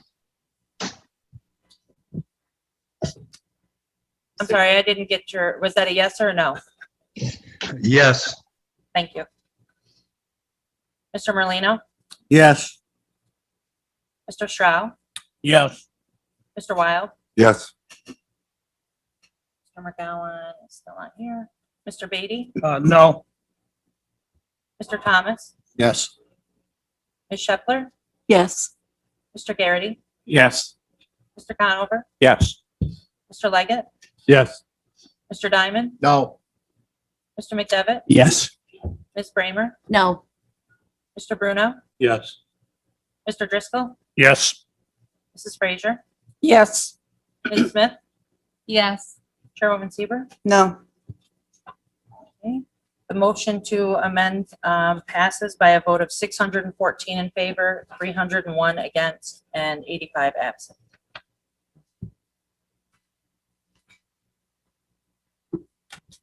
Let's continue on to discussions regarding resolutions. That resolution that we just discussed is now modified with Supervisor Conover's suggestions. Supervisor Bramer. Thank you. Just quickly before we leave that resolution, I would ask that the board members keep our attorney's memo confidential. It is, unless he corrects me, this is the client here is the County Board of Supervisors as a whole. If we want to release it, we need to make a motion and have that passed by the entire board. Otherwise, this should be kept confidential and not disseminated to the public. Thank you. County Administrator Moore. Yeah, I have a question just in this, the conversation we've had. I think everybody is open to the possibility. I think the intent that we came out of with the amendment is to move forward today on the changes to the ethics policy, leave the current form in place until such time as we can have a reasoned discussion and figure out what new form we want to go with. I think that's everybody's intent here. Would it be advisable to put something in this resolution speaking to that intent that we are going to work on this form. If there's a way to improve the form, to memorialize that in the resolution and maybe say that it's the intent of the Board of Supervisors to do this in a certain amount of time so that we're not sitting here in January with it never having been done. I don't know what form that would take, whether we could make it binding in some way, but it's just a question, probably a legal question that I have. Do you want to address that legal question, County Attorney? Could certainly put that into a resolution expressing the intent of the board, that the intent is to review and perhaps change and amend, maybe come up with a new form for next year. Would have to be done in time for the disclosure filings that have to be made next January. And then if the board decides it wants to, well, pursue it, it should. I had Supervisor Shepler, then Supervisor Garrity, then Driscoll, then Conover. My question, Madam Chairman, has nothing to do with the existing 189. It has to do with 184. So when the time comes, thank you. Thank you. We'll stick to 189 right now and finish up the discussion on this. Is yours regarding 189, Supervisor Yeah, Garrity? I'm okay with a time frame, maybe October, or, have it done by the end of October so we keep focus on it, so it doesn't get dropped, so it gets on the personnel agenda. So it's continue and set a time frame, maybe at the end of October. But I do think, because this does affect, if you're the town supervisors, because we have one ethics, we ought to be able to run this by the town attorneys also.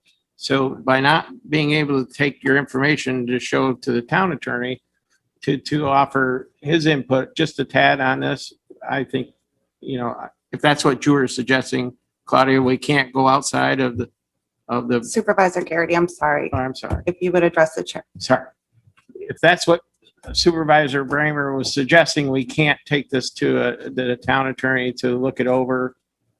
I have objection to that because we are bound by ethics, whether we file it here or within the town. That's my knowledge of it. Supervisor Bramer, did you want to respond to Supervisor Garrity's comment? Sure. I'm not suggesting that you can't show your town attorney the changes to the ethics form Oh, okay.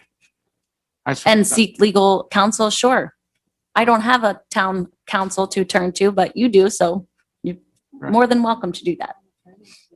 Supervisor Garrity, I believe it was in regards to the memo that was handed out today to keep the memo confidential. Oh, okay. And Okay. County Attorney, would you please address Supervisor Garrity in terms of the requirements for county disclosures versus municipality disclosures?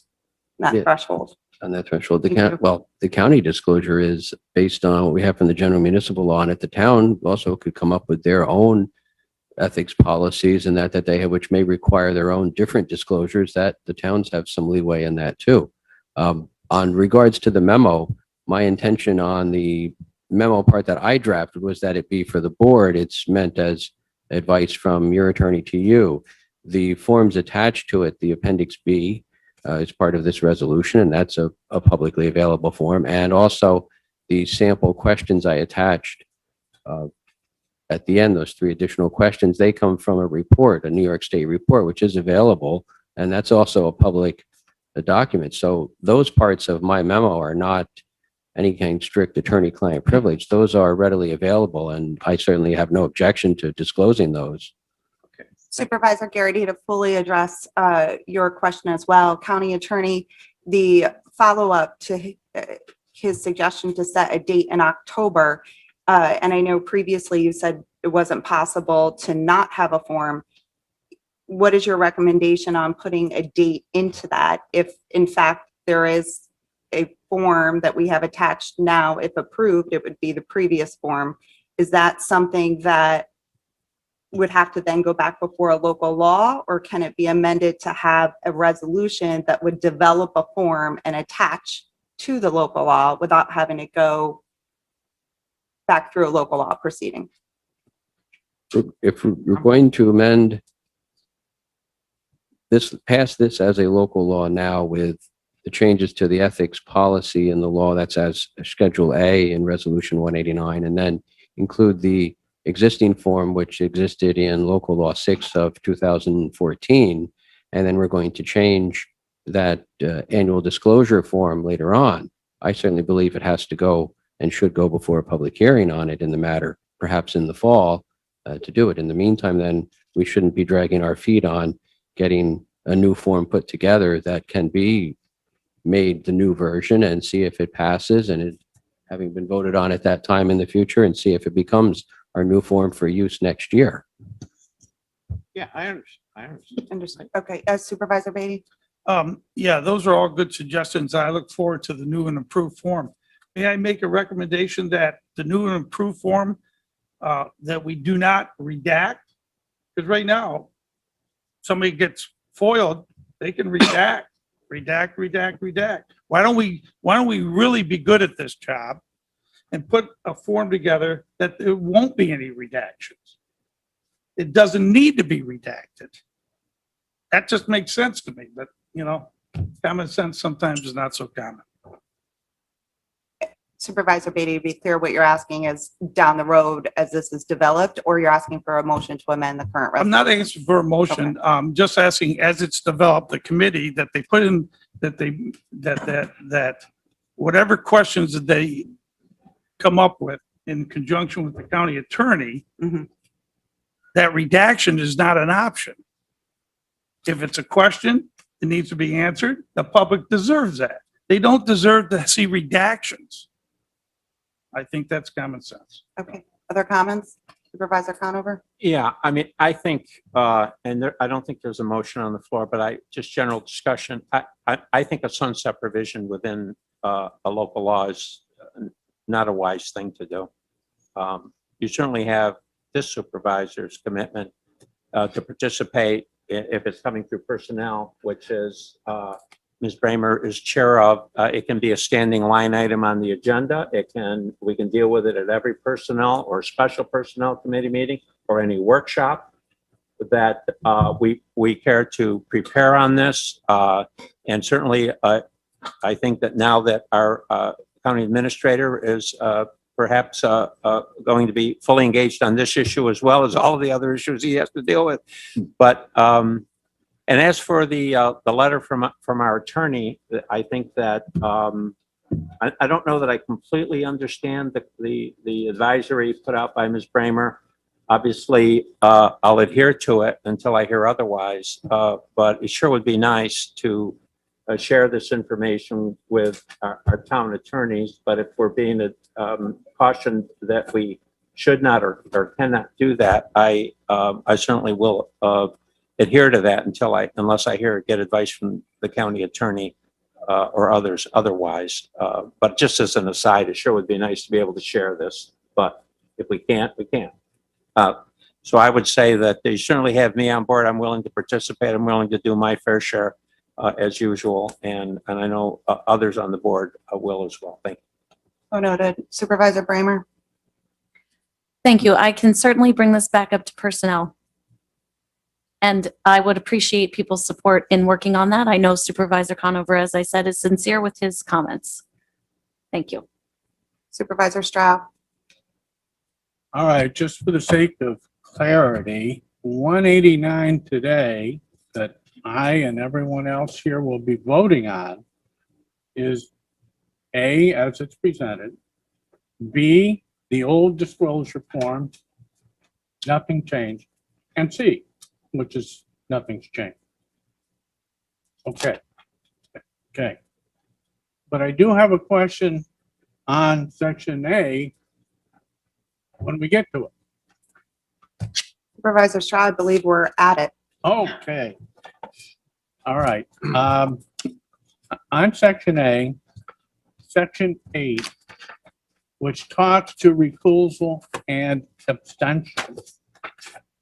The first paragraph small a, no county officer or employee may directly or indirectly participate in any decision or take any official action with respect to any matter requiring the exercise of discretion, including discussing the matter and voting on it, when he or she knows or has reason to know that the action could confer a direct or indirect financial or material benefit on himself or herself, a relative, or any private organization in which he or she is deemed to have an interest. All right, my question deals with that very last part. I think they mean when, in which he or she is deemed to have a financial interest. Because if you have an interest, wonder if you're a member of the organization that's receiving ACTAC, for example. You have an interest in that organization. You don't have any financial interest in it. So I think, just as a clarification, I think that what they meant was he or she is deemed to have an or a financial interest, as opposed to interest, and leaving it vague. Just a clarification on that. Supervisor Stroud, under the definitions of section 3, interest is defined as C. But to your point, County Administrator Moore indicated he will answer your question. Oh, yeah, I didn't even think about the definitions. That's a good point, that the interest is defined earlier on as a direct or indirect financial or material benefit. The point I was going to make is the only piece of this particular section that is new is the words, 3 words, directly or indirectly. The rest of it is carried over from the current ethics law. And my suggestion was just going to be that if you wanted to specify that it's a financial interest, you could always add the word financial. I don't know that you need to, though, because it is covered in the definitions. It's always better to make things clearer. Thank you. Supervisor Driscoll? Thank you, Chairwoman. As a member of the Personnel Committee, I will pledge to work on this in a cooperative manner with everyone. I found merit in I guess both sides of the opinion. Some good comments. Like Supervisor Bruno, I've had issues in the past with some of the questions. Some of the questions, quite frankly, I've had to go to the county attorney and ask, what does this mean? Or, should I fill in this information as Supervisor Beatty said, or is it relevant to what you're really looking for? I certainly support shortening the form, but not if it's going to impact the information that we really need to find. I would cite Resolution 184 as an example of. I'm sure that that's not the Reader's Digest version of that resolution. I read through it. I believe that many members of of the public are here to hear how we vote on that particular resolution, the solid waste management plan. That's an example of yeah, you could cut that in half, but you wouldn't get the necessary information that you needed from that document. It's an annual document, as I understand it. You got to read through it every year. If you choose to serve on the Board of Ethics, yeah, you're going to have some homework to do. As I understand it, that really hasn't taken place efficiently recently. So again, I'm all for consolidating it, but making sure that we don't miss out on information that is relevant and important to the residents of Warren County. Thank you. Is there further discussion on 189? Supervisor Diamond? Yeah, thank you, Madam Chair. I just got a question. Supervisor Bruno brought up a very valid point in regards to what this information is, what they're asking us to fill in, and how does that apply to our position. I have to agree with him wholeheartedly that, there's questions on this disclosure form that concerns me. It concerns me how that information is going to be shared publicly. I look at this disclosure form, and with the abilities to foil information, I don't know if this disclosure, long-term, form disclosure statement is used in a positive manner. I could see where it's being used to discredit people, discredit family members. I'm concerned about that. I look at the short form that's been distributed today. It gets right to the point. It asks if you have any conflicts of interest. If you are a member of a business that does business with Warren County. It's simple, but it's effective. Now, what I would ask in my conversation with Supervisor Kano over the weekend, he brought up a pretty good point to me. You know, our federal government allows us to fill out a long form and short form. Is it unrealistic to ask to include both forms in this legislation? And if the committee, personnel committee, decided to change some of the legislation, then we can address it. But it gives our members and our employees an opportunity to fill out either form. And you rely on the reasoning of the ethics committee that's going to be established to deal with it. Is that a compromise, or is that something that we could live with moving forward to advance this? I'm concerned. I'm hearing pledges that I'll work on it. I'm sincere about my pledge to work on this, but I'm concerned about the timeline. We're getting to the first of the year that nothing's going to get done. Are you making a motion then to amend 189? Well, I'd like to ask for a legal opinion if it's possible to even include two forms, short form and long form. Leave it up to the employee or the elected official to make those decisions. County Attorney, that's a legal request. It's a legal issue to have a choice of two forms. I'm not comfortable with that because the state law in Article 18 that governs the conflicts of interest, that is really what we're all about when we look at this whole ethics law here, always speaks of form in a singular, and it always talks of having a form of financial disclosure. There's never any reference or any discussion as to having multiple forms or more than one form. And any other commentary I've seen on it always discusses about a form of financial disclosure and never having optional forms. So I cannot support a recommendation to have optional forms of financial disclosure for those reasons. Does that answer your question, Supervisor Diamond? Yes, thank you. Supervisor Hogan, Thank you. Is this an appropriate time to ask for a roll call? is there any further discussion? We'll make sure it's a roll call. We still have an opportunity for public comment here today before we vote. 189. I was going to ask for a roll call on 189 when Right. it comes to the vote. Absolutely. So That's what noted. Thank you. Is there any other discussion before closing on 189 from supervisors? Oh, Supervisor Hogan. The reason I'm asking for a roll call is because I've realized through this conversation that I'm having an emotional reaction to this vote. I've had this document weaponized against me, and I realize that I may not be looking at it as clearly as I should be. And so I want the opportunity to abstain. Thank you.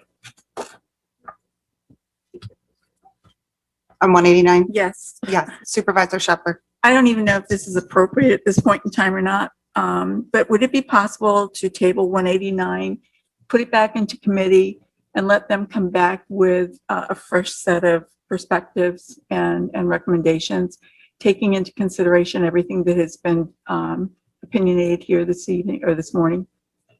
If there's a second to table to refer back to committee, that is open to discussion. But if there's a second to that motion, if that's what you're making. Thank you. Is there a second to Supervisor Shepler? To table to refer back to committee. Supervisor Hogan has seconded that. At this point in time, there is discussion on a table to refer back to committee. I'll open that up to discussion. Supervisor Conover. Yeah, I considered that as a possible option for here today. My concern with that would be that there are people that are waiting on the balance of the ethics policy as to being able to move forward with their employment practices with the county. And again, we have until January to deal with, if we're going to deal with this, how we're going to deal with it. So we have ample time to be able to do that. So I would not be in support of a tabling motion, because the idea of tabling it for a month, 2 months, we won't know how long it will be tabled for, or how long the committee will take to resolve the issue. We do know, at least I know, that by incorporating the existing document, we're in a safe position, if you will. That's a tried and tested document. We know that it stood the test of time. We don't know exactly what we're moving to or what's being proposed. And it's that unknown that makes me, it gives me a concern. And now people of goodwill can disagree on a reading. People of goodwill can disagree on things, but my recommendation will be in opposition to a tabling, because I'd like to have the other provisions of the ethics law move forward. I'd like to go to public hearing. I'd like to get that done, and I'd like to whatever number of individuals that are looking for employment with the county to be able to move forward with that employment. Supervisor Conover, your point is well taken, but I would like to ask our county attorney to address your question, which is specifically if this long form passes with the current ethics policy, do you still have a conflict that you're referring to for employment practices? That is your, from what I understand to be the question. And I think it's important to have our county attorney highlight if there's any concerns with that.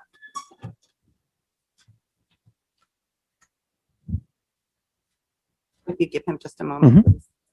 And I know I did see some other hands after that.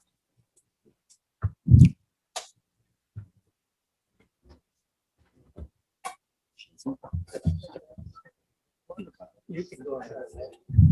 I'm going to try and hold up.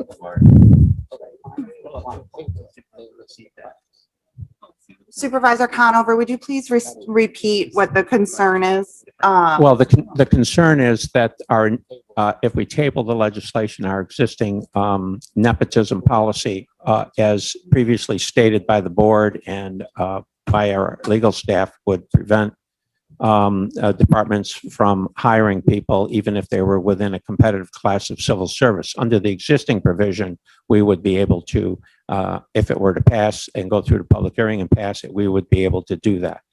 And because we don't know where we're going to be and when we're going to be on any amendment, that unknown, it seemed to me unwise to infect the law with that. But in my memo that I sent out, I did say to everyone that was one of the options, to pull the whole thing back. I did say that. That was not my preferred option, but I did lay that out. Thank you. So do you mind if I just go to the county attorney, or if you'd like to clarify? This could affect. Sure, Supervisor. If I may, thank you. I would like to withdraw my recommendation for tabling this into committee. Okay, so noted. Supervisor Hogan has stepped out of the room though. And Supervisor Hogan, Supervisor Shepler has withdrawn her request to table it back to committee for further discussion. Would you consent to withdraw your second? Yes. Thank you. So that motion to table to refer back to committee is no longer before you for consideration. Do I need to vote on that by the board? Okay. Thank you. Thank you, Supervisor Shepler. Our county attorney. We're looking at the relative question. Right. Supervisor Conover had asked about if this long form is passed by the board with the current ethics policy. There's been a concern that has been brought up by Public Safety Committee as it relates to nepotism. No, Madam Chair, no. What I was saying was, what's in front of us Supervisor is Conover, please, then Yes. a point of information then. point of information. What's the point at hand was that the changes in the ethic policy would move forward, and we would do that with our existing disclosure document. That we know, and that way we would not inhibit those that have taken competitive civil service exams from achieving county employment. And we don't know on the disclosure document when and how we're going to achieve that end. So my input to Supervisor Shepler was that I would be concerned about that. But quite frankly, that's not a legal opinion. That's a statement of fact, because if it's tabled, then our existing nepotism policy would still be enforced. Was that a question then for our county attorney? Or that's just a statement? Okay, thank you. Supervisor Bramer. Thank you so much. I've worked very hard on this, and I know many others have as well. And I appreciate the recommendation to go back to committee for a little further work. I do not object to that at all, but I do think that good changes are being made today. So I think it would be, it's about to use a McGowanism, it would behoove the board to go forward with the changes today. And I will commit to bringing additional changes for the form forward as quickly as possible. And I really appreciate everyone's support as we move forward with that. And Supervisor Bruno is over here giving me a 1-month deadline. So hopefully we can get it done before October and well before January. And we'll do the best we can to bring that forward. And while I have the floor, without objection, I would like to ask that we allow the public to make comment. They've been waiting for a very long time, and to move that item up in the agenda for privilege of the floor for public comment not related to resolutions. I'd like to finish the discussion on 189 and close that, and then without objection, we can move privilege of the floor up if that's what this board so desires. Is there further discussion on 189? No, but I do have a question on 184 before we go to privilege of the floor. Okay, no Thank you. problem. Anything else on 189? Then I'm closing the discussion period for 189. Supervisor Shepler, 184. Thank you very much. My question is resolution number 184. Is this relating to, and I think this is probably for the legal end, is this pertaining to the agreement contract which I received yesterday from the county attorney's office? County attorney. 184 is adopting the Warren County Local Solid Waste Management Plan. Well, I'm not exactly sure what one you received yesterday in a mail or email from us. I'm hoping that it's these policies for 2021 for the solid waste. This is the solid waste disposal, and that for the vendors, it's the one under the most recent bid. It's the one that doesn't include the electronics for this particular bid. So those ones I'm looking at to see if there is the bid number in the resolution here, which is what I actually looked at when I reviewed it myself to see. So I'm not seeing that. So I believe this is the one that you have. I do not know exactly for sure. I hope it is, because that's the one that we're working on in the county attorney's office. So Supervisor Shepler, I know this is a little unconventional, but if the board would remain at ease, which means I've learned through our parliamentarian training, without talking between each other, and give me one moment, I will go, I have that contract. I believe I know exactly what you are talking about. We would have just signed it. I believe it is the previous the one version. that came out to each individual town for signatures. Yeah, from last year. May we grab? Yeah, well, please. Yes. Thank you. Please give me a moment.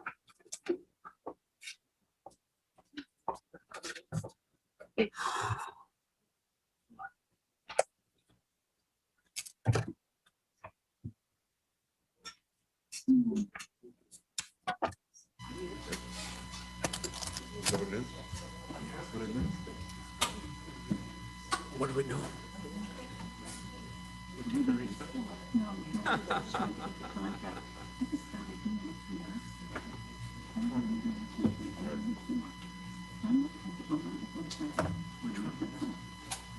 got it. Oh, that one? Yeah, the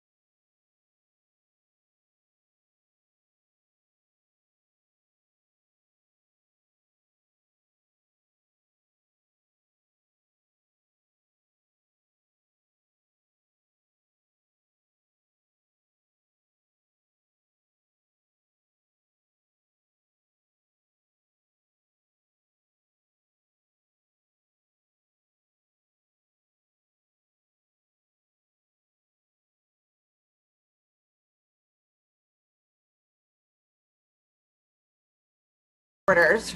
We're all supposed to stay in our seats and not talk to each other during that time, but perhaps I should have taken a recess. So I'll continue to answer your questions, Supervisor Shepler, and I would ask, please, that we all remember that we are in the middle of a meeting. Thank you very much.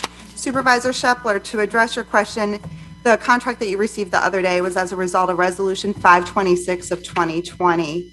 And that service start date was January 1 of 2021. And I can give you a copy of, we have certification forms now for all of our contracts. So before I sign anything as chair, we make sure that we have a resolution that was supported by the board. The department head agreed in terms of the content of the resolution matched the contract.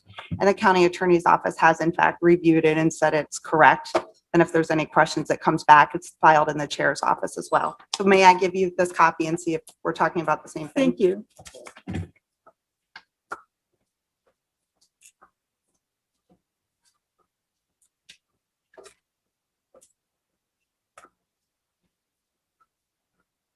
It appears to be the same thing.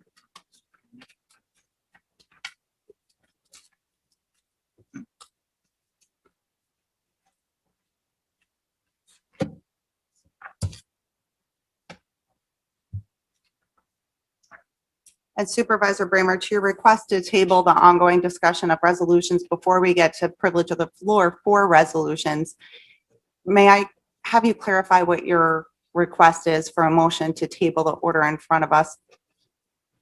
Sure. I'm just seeking that we move up onto the agenda, the privilege of the floor and public comment, to allow our public who is here in person to comment, and then take up again our discussion that we're having right now on proposed resolutions.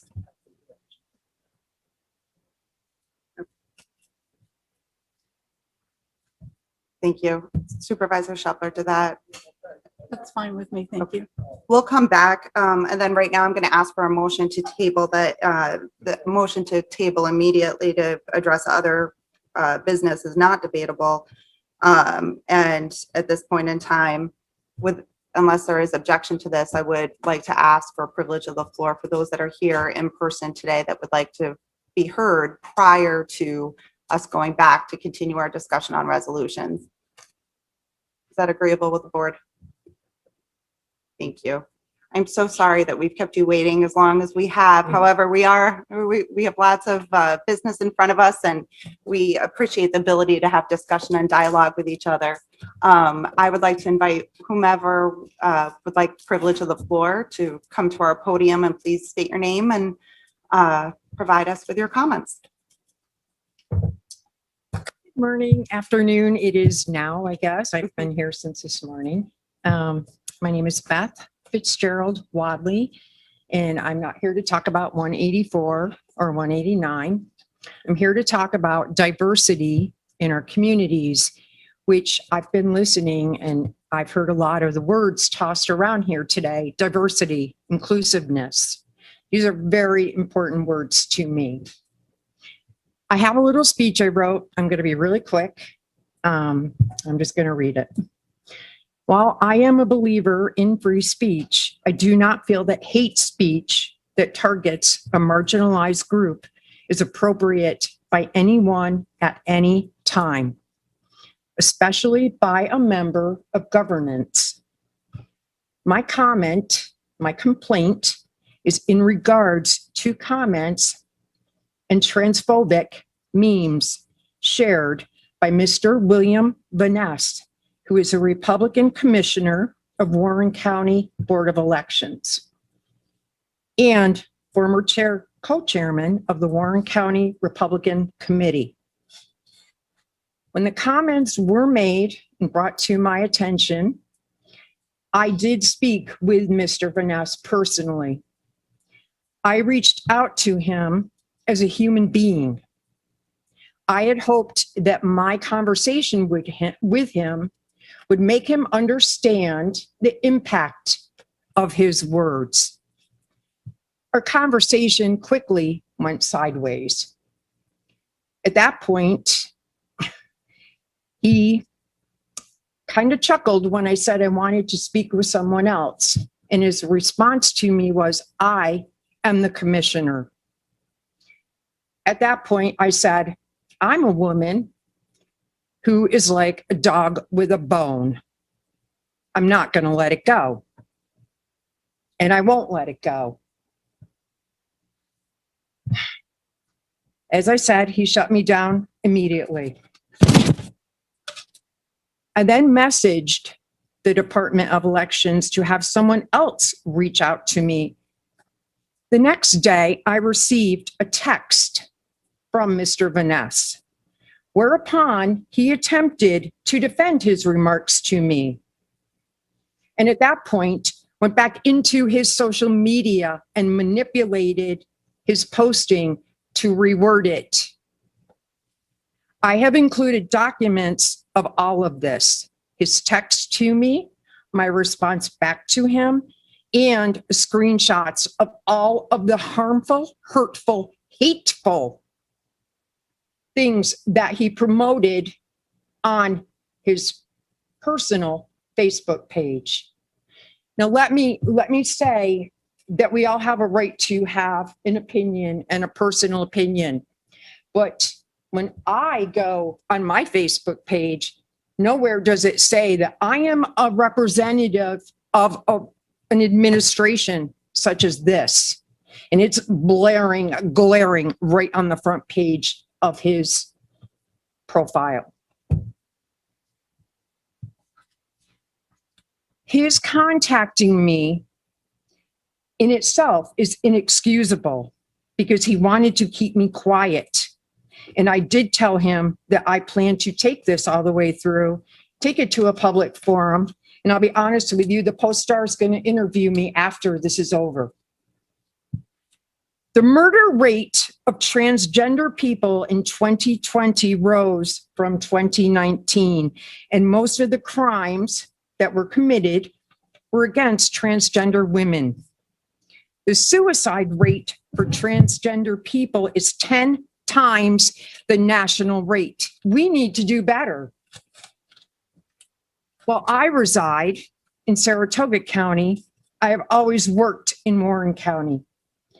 Today, I bring with me other concerned residents, some of which had to leave because they have jobs and couldn't stay, from Warren and Washington counties, and one of my friends who did leave is from Vermont. We stand before you in solidarity of tolerance and diversity and inclusion. We are all human beings. That is a bottom line. At some point, we as individuals need to take personal responsibility in our communities, and we need to stand up and speak out against hate speech and prejudice. I end my statement with a friend's response to my asking her to come here today, which summarizes the entire point that I'm trying to make. Dear Beth, I've been giving this a lot of thought and believe it best if I stay out of local politics and personal disputes, even as much as I'd like to say something in return. Given the hateful inclinations and greater transphobic focus of many of our fellow citizens, I'm quite concerned nowadays upon and about bringing attention to myself and making my family or home a target. Thank you for standing up and using your privilege to be an ally for the trans community. On a personal note, and I wasn't even going to bring this up, I have a transgender daughter. I cannot begin to tell you until you have walked in those shoes, the struggle that is. You have no idea. And I go back to we're all human beings. And why do we focus this attention on people? It doesn't matter. It doesn't matter who we are, as long as we're good, honest people, and that we care about the other peoples in our community, and that we stand up for them when people are doing this to them. I find it morally bankrupt and reprehensible. And it's very, very upsetting to myself, to my family, to my friends who are, I'm going to cry, I think, to my friends who are so committed and have supported me and my family on this journey. And it isn't about me, it is about a whole body of people that reside in all of our counties. Are they discounted? Do they not matter? Are they subject of ridicule? Because that's exactly what happened. And at this point, I am filing a formal complaint against Mr. Vaness. I have the necessary paperwork. I have everything, screenshots, documentation. I have the paperwork from the ethics department that I hope I filled out properly. And I just really want all of you to dig down deep into your hearts and understand it's a person, it's a human being. And this all started over an appointment of Rachel Levine. This is how the discussion started. It wasn't about her qualifications. It was, look at this freak. What is the world coming to? There's no place in my life for that kind of behavior. And I would hope, looking upon you fine people, some of you I know very, very well, and you know that I'm true to my word. You know I'm outspoken, and I am a dog with a bone, and I am an ally of the transgender community, and I intend to work very hard to make this a place where we are all welcome, and people aren't viewed as a joke or a meme, because it's just not right. Thank you for listening to me. I really appreciate it. Thank you, Ms. Wadley. Ms. Wadley, this is County Administrator Moore. He is our point of contact. I believe he sent you the form, right? So he wanted to make sure that he got the proper documentation and your form from you. And Ms. Wadley, we certainly I struggle here because this is now an official complaint that is filed. So I want you to know that we do have a policy. Resolution 338 of 2020 was updated, and it's a policy against discrimination and harassment for Warren County, which is what you filed here today. Okay, so now that a formal complaint has been filed, Administrator Moore and the head of our HR department, Jackie Figueroa, there are two mandated points of conduct that will go ahead and start the investigation, and they will be in touch with you. And if you need any of his contact information, I think you have it, but if you need a phone number or anything, please just let us know. So I appreciate your time. Thank you all of you for listening. thank you. Privilege of the floor. Yes, ma'am. Of course. Yes, please.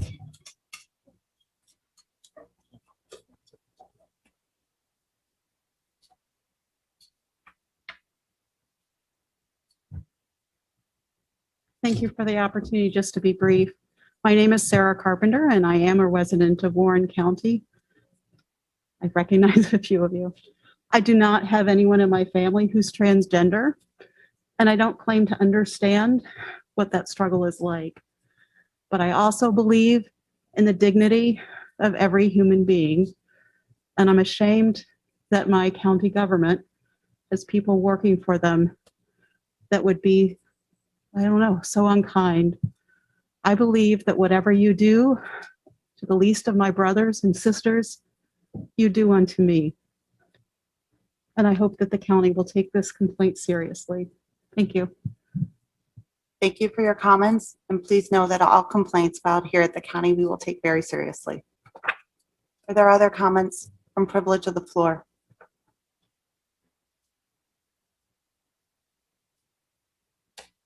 Good afternoon. Good afternoon. My name is Agatha Stanford. I live in Glens Falls. I'm a member of a resident of the county. I support Mrs. Wadley's comments and her complaint. It's been something that I have been seeing on Facebook and other social media for some time, and it's very disturbing that it is coming from my own community. a leader in my own community. So I support her complaint. Thank you. Thank you.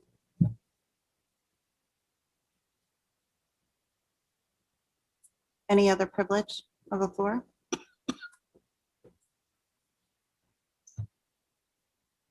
I'm going to be very brief. I am also here as an ally of the LGBTQ community and supporting Beth and her statements. And I just wanted to make that clear because I'm actually going to stay to hear about 184 as well.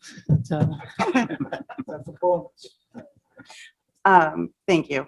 And again, please just note, once these are filed, they are legal complaints, and we of course want to be respectful. And at this point in time, though, we need to refrain from any comment. Back to you today. But again, thank you for taking the time to be here today. And I also want to ask Mr. Lehman if there's privilege of the floor on YouTube. We still are operating under the governor's extended open meeting law. So while we're still within that executive order, to ask if there are comments for privilege of the floor, Mr. Lehman. Good afternoon, Chairwoman Sieber. We have no comments on YouTube as of now. Thank you. Any other items for privilege of the floor? Thank you. Hearing none. Supervisor Strauss. Well, if not for privilege of the floor, I mean, I brought this up before. When do other supervisors who are not chairmen of committees get a chance to talk? Is the privilege of the floor the only opportunity for me?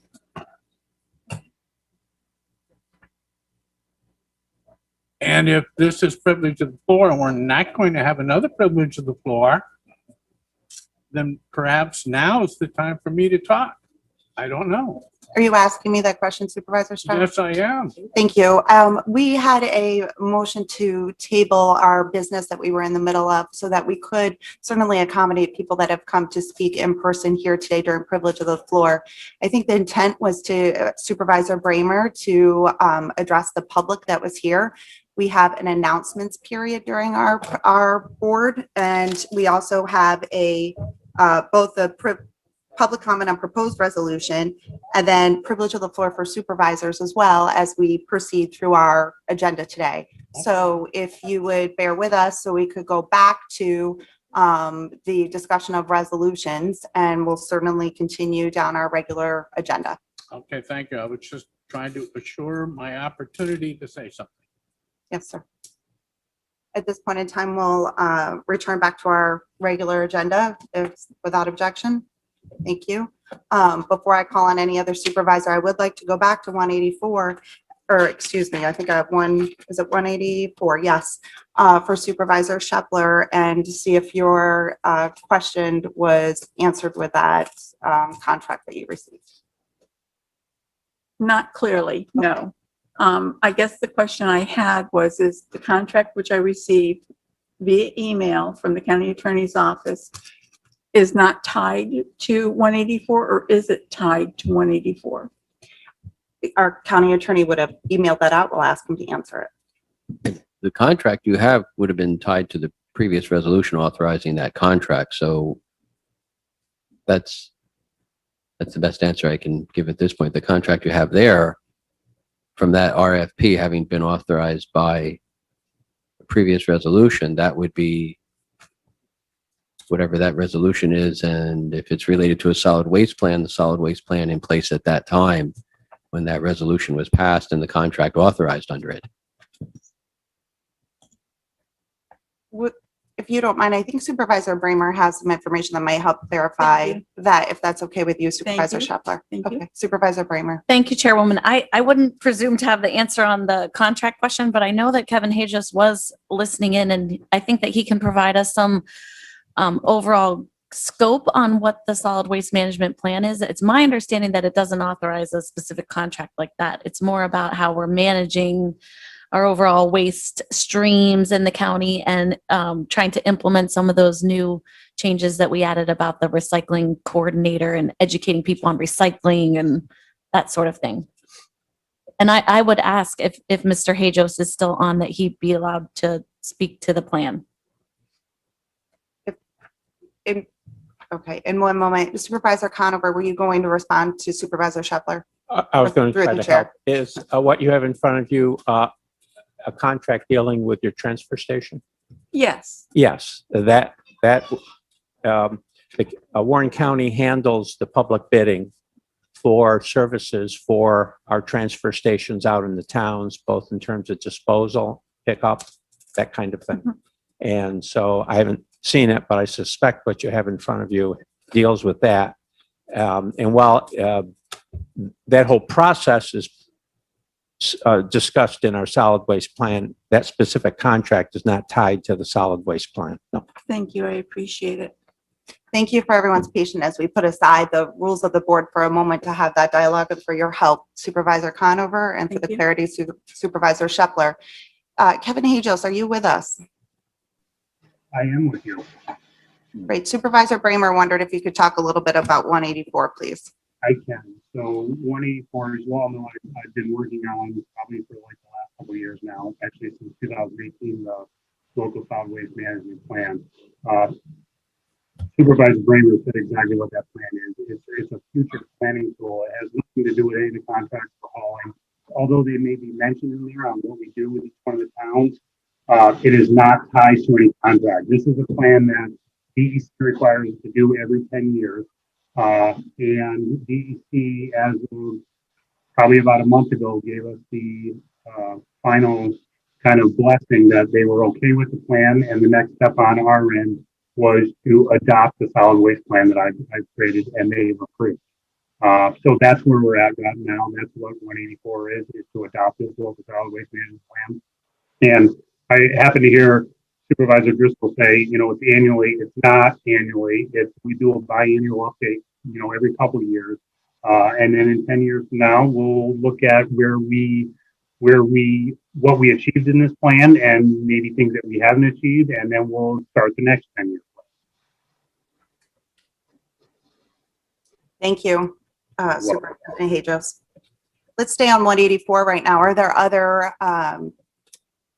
supervisors that would like to comment on 184? Hearing none, I'll close the discussion then on 184.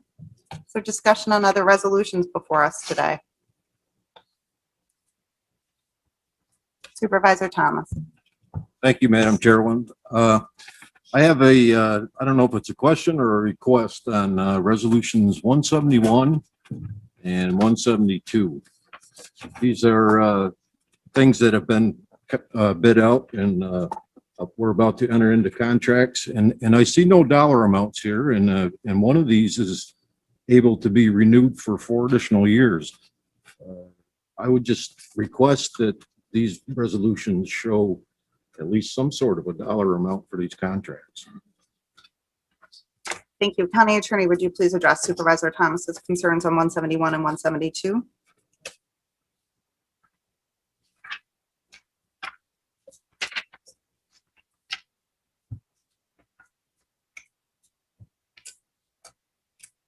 I mean, I'm not opposed to either one of them. It's just I'd like to know what I'm signing up for.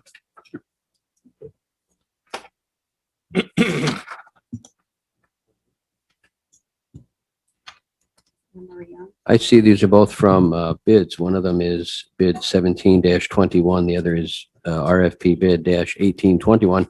I cannot recall offhand exactly what the price was. There should be a price in the proposals for those. I'd be happy to look those up and find out what that is so that it can be included in here.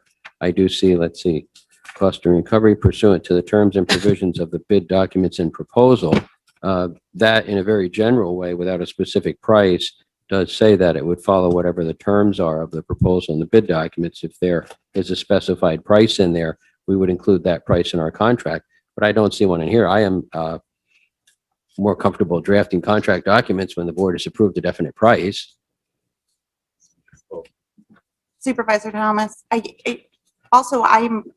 have Anne Marie try to get on the line here shortly to also answer that in more specifics, if that's okay with you. Sure. I just request that in the future, there's some sort of a dollar amount when you're asking us to authorize spending. whether it's an exact amount or an approximation, the board needs to know what they're spending, when they're spending it. Absolutely. Supervisor Diamond, I know that came out of public safety, and until Anne Marie can dial in, did you want to comment on, I'm sure it was. I do. To Supervisor Thomas's comments, I agree with him wholeheartedly. I've asked that question several times about not including the appropriate numbers when we approve contracts. It was discussed. I don't recall what the exact amount was. I noticed in the packet that they didn't have an exact amount, so I would offer at this point in time, coming out of my committees in the future, any contracts that are going to go directly to the full board will not go to the full board unless they include a contract amount. So I share Supervisor Thomas's concerns about that, and I don't have the amount at this point in time handily, but I know we did discuss it, and I think it was minimal, but I'll defer that to Anne Marie.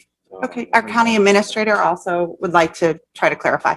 Yeah, I have the bid prices in front of me. If the request is for me to read those off, I'd be happy to. I think what you're asking is a not to exceed. Is that, or do you want to? Just a number, yes. Yeah, on the not to exceed, we can get Anne Marie's approximation of what she thinks it'll be for a year. But in terms of the first one, resolution 171 with contingency management consulting, the hourly rates are $155 for senior management, $135 for project manager, senior consultant, $115 for associate EP consultant, and $75 for junior EP consultant and administrative graphics support. The subsequent resolution 172, this is with Debris Tech. The rates listed in the bid documents from Debris Tech. You have, the first number I'll read is an hourly rate. The second number I'll read is an overtime rate. For project manager, $115, $172.50. For operations manager, $95, $142.50. For field supervisor, $89, $133.50. And for debris monitor, $65 and $97.50. Thank you. I'm going to go right back to Supervisor Thomas because I know he's addressing your question, then to Supervisor Garrity, but our clerk of the board just wanted to clarify the procedural aspect of these resolutions as well. Right, so typically resolutions that authorize contracts that are pursuant to bid, we don't put the dollar amounts in, we just say pursuant to bid documents.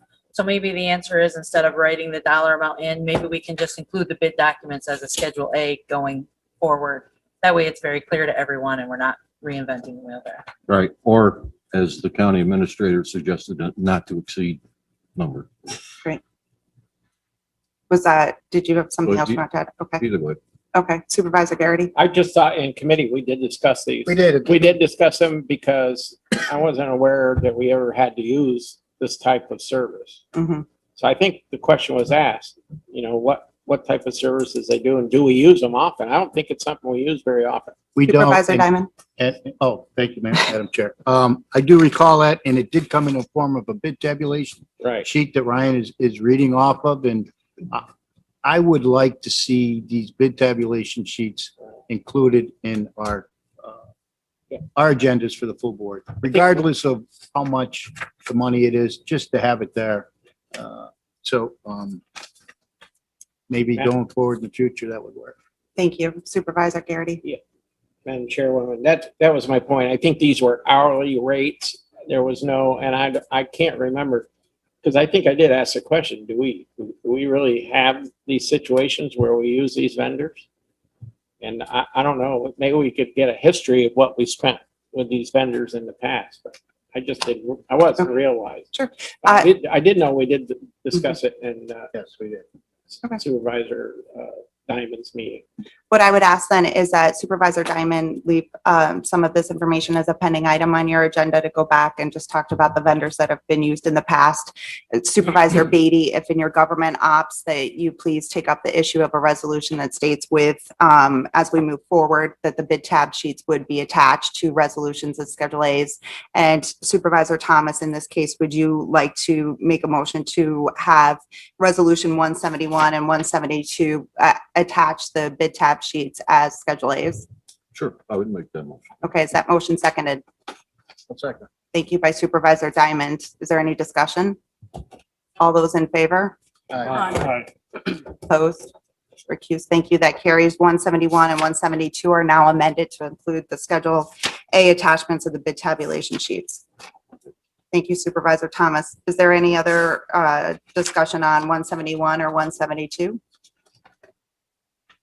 Hearing none, are there any other requests for either roll calls or discussions on any of the resolutions that are before you today? Supervisor Leggett. Thank you, Madam Chairwoman. Just a comment on Resolution 187 of 2021, resolution urging the governor and federal government to expand broadband and rural cellular coverage to all New Yorkers. This came out of Intercounty, and it's just one of the efficacies of having that group being able to share common concerns and moving them along to gain the power of partnership with these important messages. Then I also have a question on Resolution 157, amending Warren County budget for 2021 for various departments within Warren County. Supervisor Leggett, on just the 187, is there any other? That was just a comment, you know. Okay. How Sure. We're benefited by participating with other counties and discussions to be able to move forward legislation and action policy. We appreciate your hard work on Intercounty with that as well. So what resolution are you talking about now? Now on 157, we're booking estimated revenue of 49,500. Should there be appropriations with that revenue? I asked that question of the deputy treasurer, and they will balance that amendment out on the expense side with an entry in the books. So they didn't want to make an amendment to the expense side. I did ask that same question. I can get you the technicalities of it if you let me find the email. Oh, that's your explanation. Thank you. Okay. Thanks for looking into it in advance. You're welcome. Good catch. Anne Marie is here at this point in time. We did come up with a solution for 171 and 172, but is there still a desire to ask Anne Marie to explain that, or would you like to move forward? No, I'm good. Okay. All right, great. Thank you. Anne Marie, we appreciate your time, but we will be in touch regarding 171 and 172. Okay. Thank you.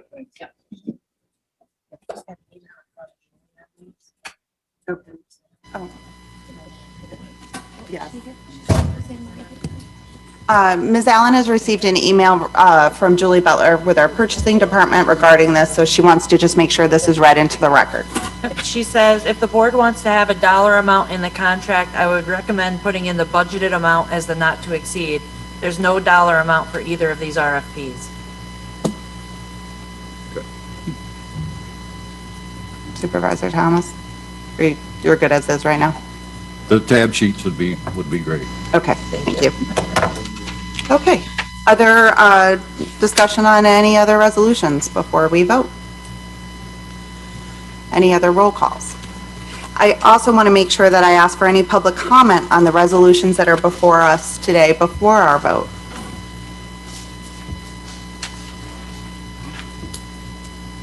Supervisor Wild, can I just see if there's public comment first on the resolutions? Of course. Mr. Lehman, is there any comment on We have, hi, Chairwoman Seaver. No, there's no public comment on resolution. Okay, thank you very much. Hearing no other comments on resolutions from the public, I do have Supervisor Wild and our county administrator who would like to speak. Thank you, Madam Chair. I'd just like to request roll call on 189, please. I believe that's been requested and noted. Thank you. Thank you. Supervisor or Administrator Moore. Yeah, because I'm a nerd on the accounting and it's interesting to me. The answer to Supervisor Leggett's question is this money was initially going to come from fund balance, and now that we no longer need it from fund balance, that's why it's being done this way. That would be the fund balance appropriations are always a mechanism that they do with the, when they're keeping the books. So that's why we put the revenue in and they undo the mechanism they did before. Supervisor Leggett, that you're good? Yeah. Okay, great.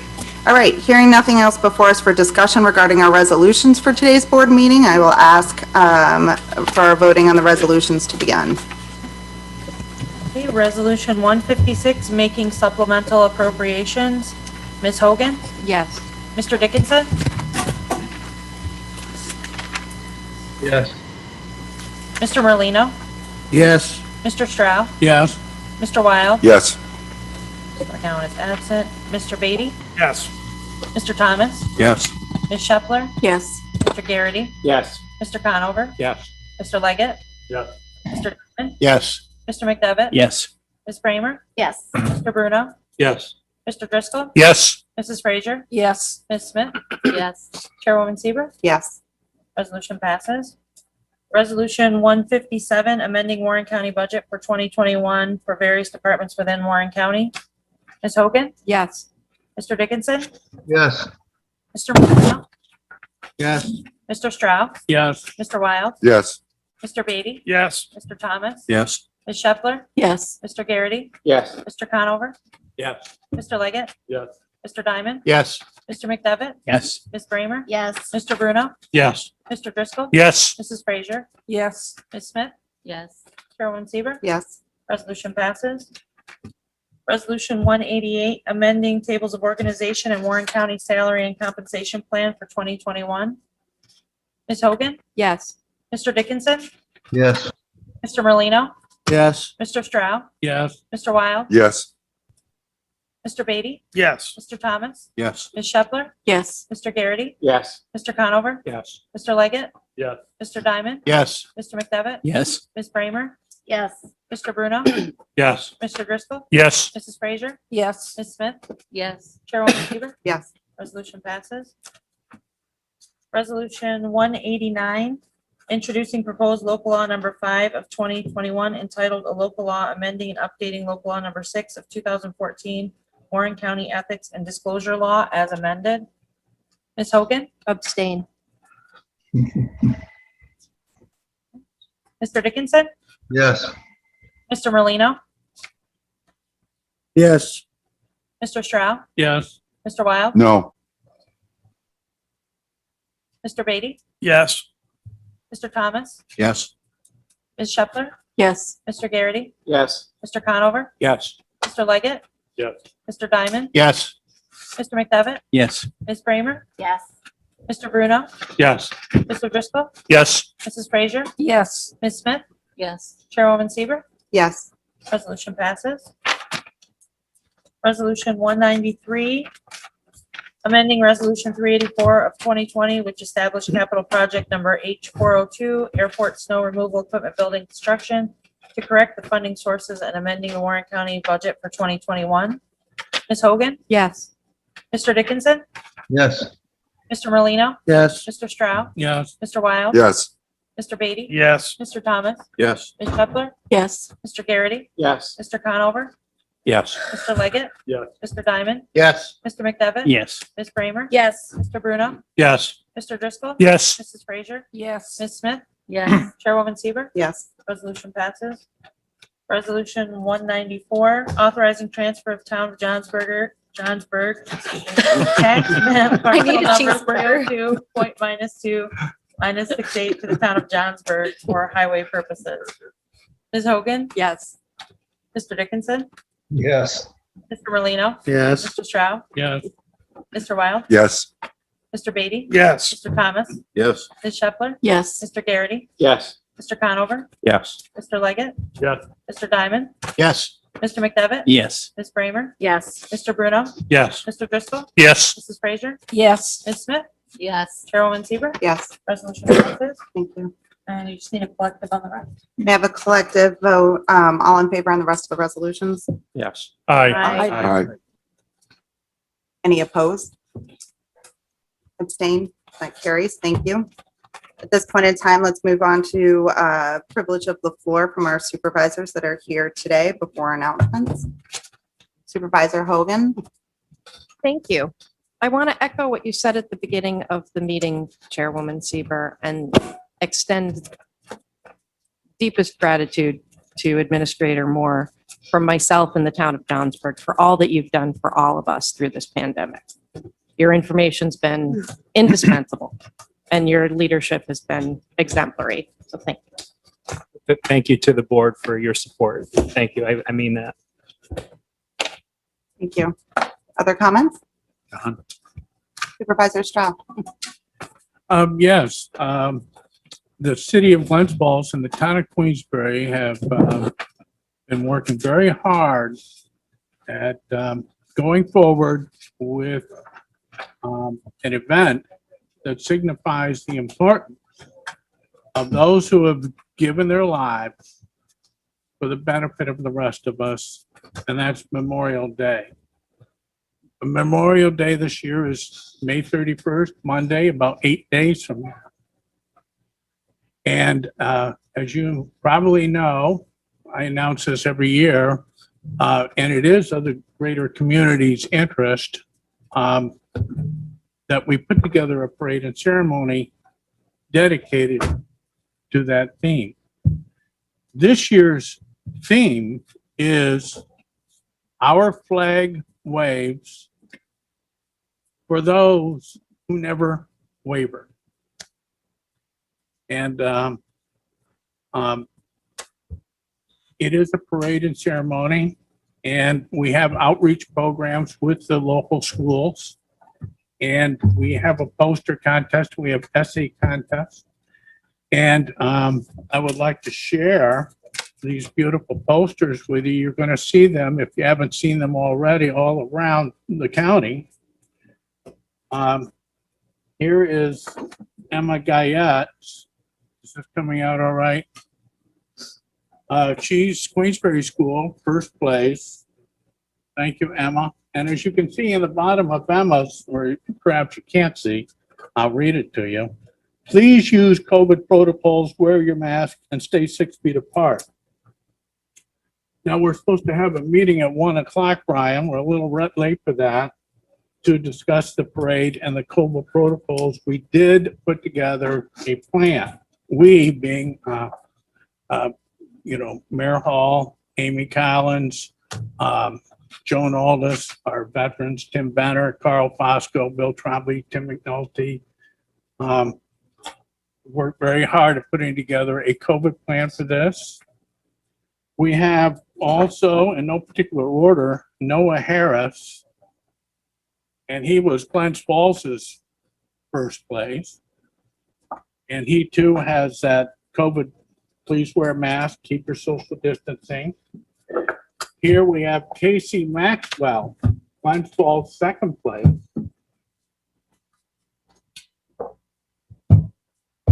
And last, we have only 4 winners. Marcella Heisey from Queensbury, second place. Now, you'll see these posters. I'm going to leave these for the county, by the way, so hopefully the county can distribute them. But even more important is to try and keep the crowds down. Peter Pape of Pape Productions and Joey Pape, so I should have just said Pape Productions, they're going to film the parade and the ceremony. So don't feel obligated to be there. It will be on the websites of the city of Glens Falls and Queensbury, and if Warren County will put it on, we'll put it on there so that people don't feel obligated to have to physically attend. We'd like to keep the numbers down. But Larry DeMass is one of our grand marshals. We have 2. And I have his biography. He was born in 1947, but he flew helicopter, the Huey, in the Vietnam War. And he put in about 1,400 flight hours, and he was shut down, and he did save lives. And he has a whole list of medals, and I'll share those with you at the remembrance ceremony. And Joyce Flower, she was a nurse involved with the Korean War, and I've yet to get more details on her. Honorable Robert Mueller will be our keynote speaker. Trevor DeMezza, the Glens Falls High School boy state citizen, will read the Gettysburg Address. Olivia Vanderpool won the Glens Falls essay contest, and she will read that essay. And Rachel Beth Mannix from Queensbury High School won that respective essay contest, and she will be reading hers at the remembrance ceremony. So we will also have deliberated. Erica St. John will be part of this. We'll have Gold Star parents, William and Beverly Osborne, and the Glens Falls High School band will participate in the remembrance ceremony. And there's more. And a COVID plan, I don't think you want to go through our COVID plan and safeguards, but it takes up the whole page. And so I'm going to be meeting with Mayor Hall and Ryan Moore and myself and others here shortly. I hope, Ryan, right? You got it. All right, so that's the announcement I wanted to make for today. I think this is very important coming up, and that again, it's Monday, May 31st is Memorial Day. Every day should be Memorial Day, but we're going to highlight that fact on Monday. Thank you. Thank you, Supervisor Stroud. Supervisor Conover. Well, thank you. A few weeks back, I received a phone call from Mrs. Jennings. She had been referred to me, I think, by Supervisor Bramer. Oh, yes. And Supervisor Bramer. And the summary, what she said was, did you know that, the building on Bay Road that we just recently tore down, did you realize that was a significant urban butterfly habitat? To which I responded, no, I didn't know that. And they were concerned because of the activity on the site and I think the mowing that was going on, and maybe a number of other things. And she was, and it's not only Mrs. Jennings, but a number of her friends and relatives had adopted this area and to help foster it as a place for butterflies, both in terms of habitat and feed and everything else. And I don't want to pretend that I'm an authority on butterflies. I'm not, although I know a lot more. I have to talk to Mrs. Jennings. But just so you know that I just received a correspondence from our Mr. Hajos. These folks actually went out and got milkweed plants, and which our DPW people did install, landscape the property with these plants. And it was just such a wonderful conversation and such a wonderful thing to get done. And so to the people that are interested in that property going forward, wouldn't it be nice if there was a landscape element that included something that we could do relative to the butterflies and the folks that are cultivating that in that area. Thank you. Thank you. Supervisor Merlino. Just a quick note, down in Lake Luzerne's American Legion is going to have a small parade on the 31st. We're going to do the coronavirus rules. And I'm pleased to say I was honored to be asked to be the Grand Marshal, and I accepted. And the second thing that I'm really pleased about myself is I come from New Jersey, as most people know. I stayed in the Legion in New Jersey, in the town I used to live in, for all these years. And I got a certificate of my 50 years as a member of the American Legion of New Jersey. So I'm honored with that too. So thank you. Thank you. And thank you for your service and that accomplishment as well, Supervisor Merlino. Thank you. Supervisor Bramer. Thank you. I wanted to follow up on Supervisor Conover and say thank you for following up with that constituent from Glens Falls, and to Superintendent Hajos for making that happen. It was much appreciated, and it is important for our bikeway there too to have that nicely landscaped and looking nice and well maintained. And, Supervisor Stroud went over the Memorial Day parade and the history and all of that. And if it wasn't clear, I'd like to make an invitation to all of you to attend. It starts in Glens Falls downtown typically. So if you want to come to City Park and you can participate in that. And I have one more thing I want to bring up today at the full board meeting. This is something that's near and dear to my heart, and everyone knows that I care about the environment and I want to protect Lake George. I have been pushing for 2 years to get us to pass a septic inspection at transfer law, similar to what Supervisor Stroud and Supervisor Conover have implemented in their towns.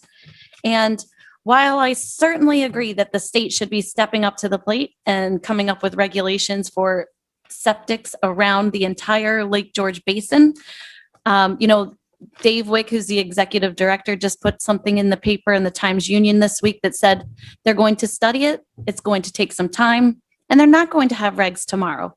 But we can implement a law that will require people to check their septic and systems now when they go to transfer their property and make sure that they're working. And if they're not, they're fixed. I think that is a practical solution that we should be implementing right away. And I really hope that you guys will support that as it comes through environmental concerns, Supervisor Dickinson's committee, and then hopefully to the full board next month. Thank you. Supervisor Garrity. Yeah.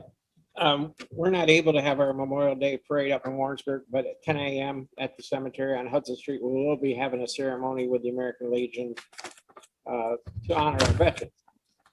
Also, I'd like to reiterate what Ryan said about Joanne Conley. 40 years of tourism is quite a momentous occasion. Didn't know that. I'd like to also thank all the county employees for getting us through last year. It looks like we're in pretty decent financial shape. Couldn't have done it without Ryan's help and all the employees of the county, because they're the ones that make it happen. Last but not least, if you pick up a copy of the Post-Star this morning, there's a good article about EMS service. Dealing mostly with Fulton County, but it's EMS service is something we've been trying to work on now for almost 2 years.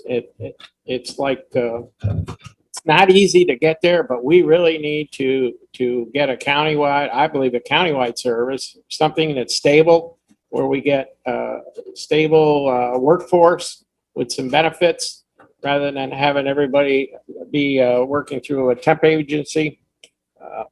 I would suggest you read the article. A senator and a member of the assembly have introduced bills to try to help the EMS service. The issues there are the same issues we're having. It's affecting all the communities. Honestly, we need to get the state to loosen up the rules, and we need to give our EMS agency some help. But it's a very, very important service. Is equally, I'll probably get shot for saying this, but it's probably equally or more important than the fire service. The fire service is very important, but so is an EMS. And they don't sit on the same level playing field. But we're trying to get it there. It's slow. I can tell you right now, I'm not used to having things go so slowly, but it needs to come to the forefront. We need some help. We're going to need some help at the state level. I'll be contacting Dan and Matt about that. Hopefully they'll promote those bills that I think it's Antonio Santa Barbara and one other person in Albany County have put forward. So I know we got a lot of other things. I want to thank everybody in this room for having civil discourse this morning about our disagreement over a resolution. It didn't degrade to name calling or any of that. We got through it. Everybody had their say. I'm happy with the way it turned out. Those who didn't vote for it, that's fine. That's their prerogative. But I do believe we will get to a better place with this financial disclosure, and hopefully we'll have it done by October. So I want to thank everybody for the way they behaved today.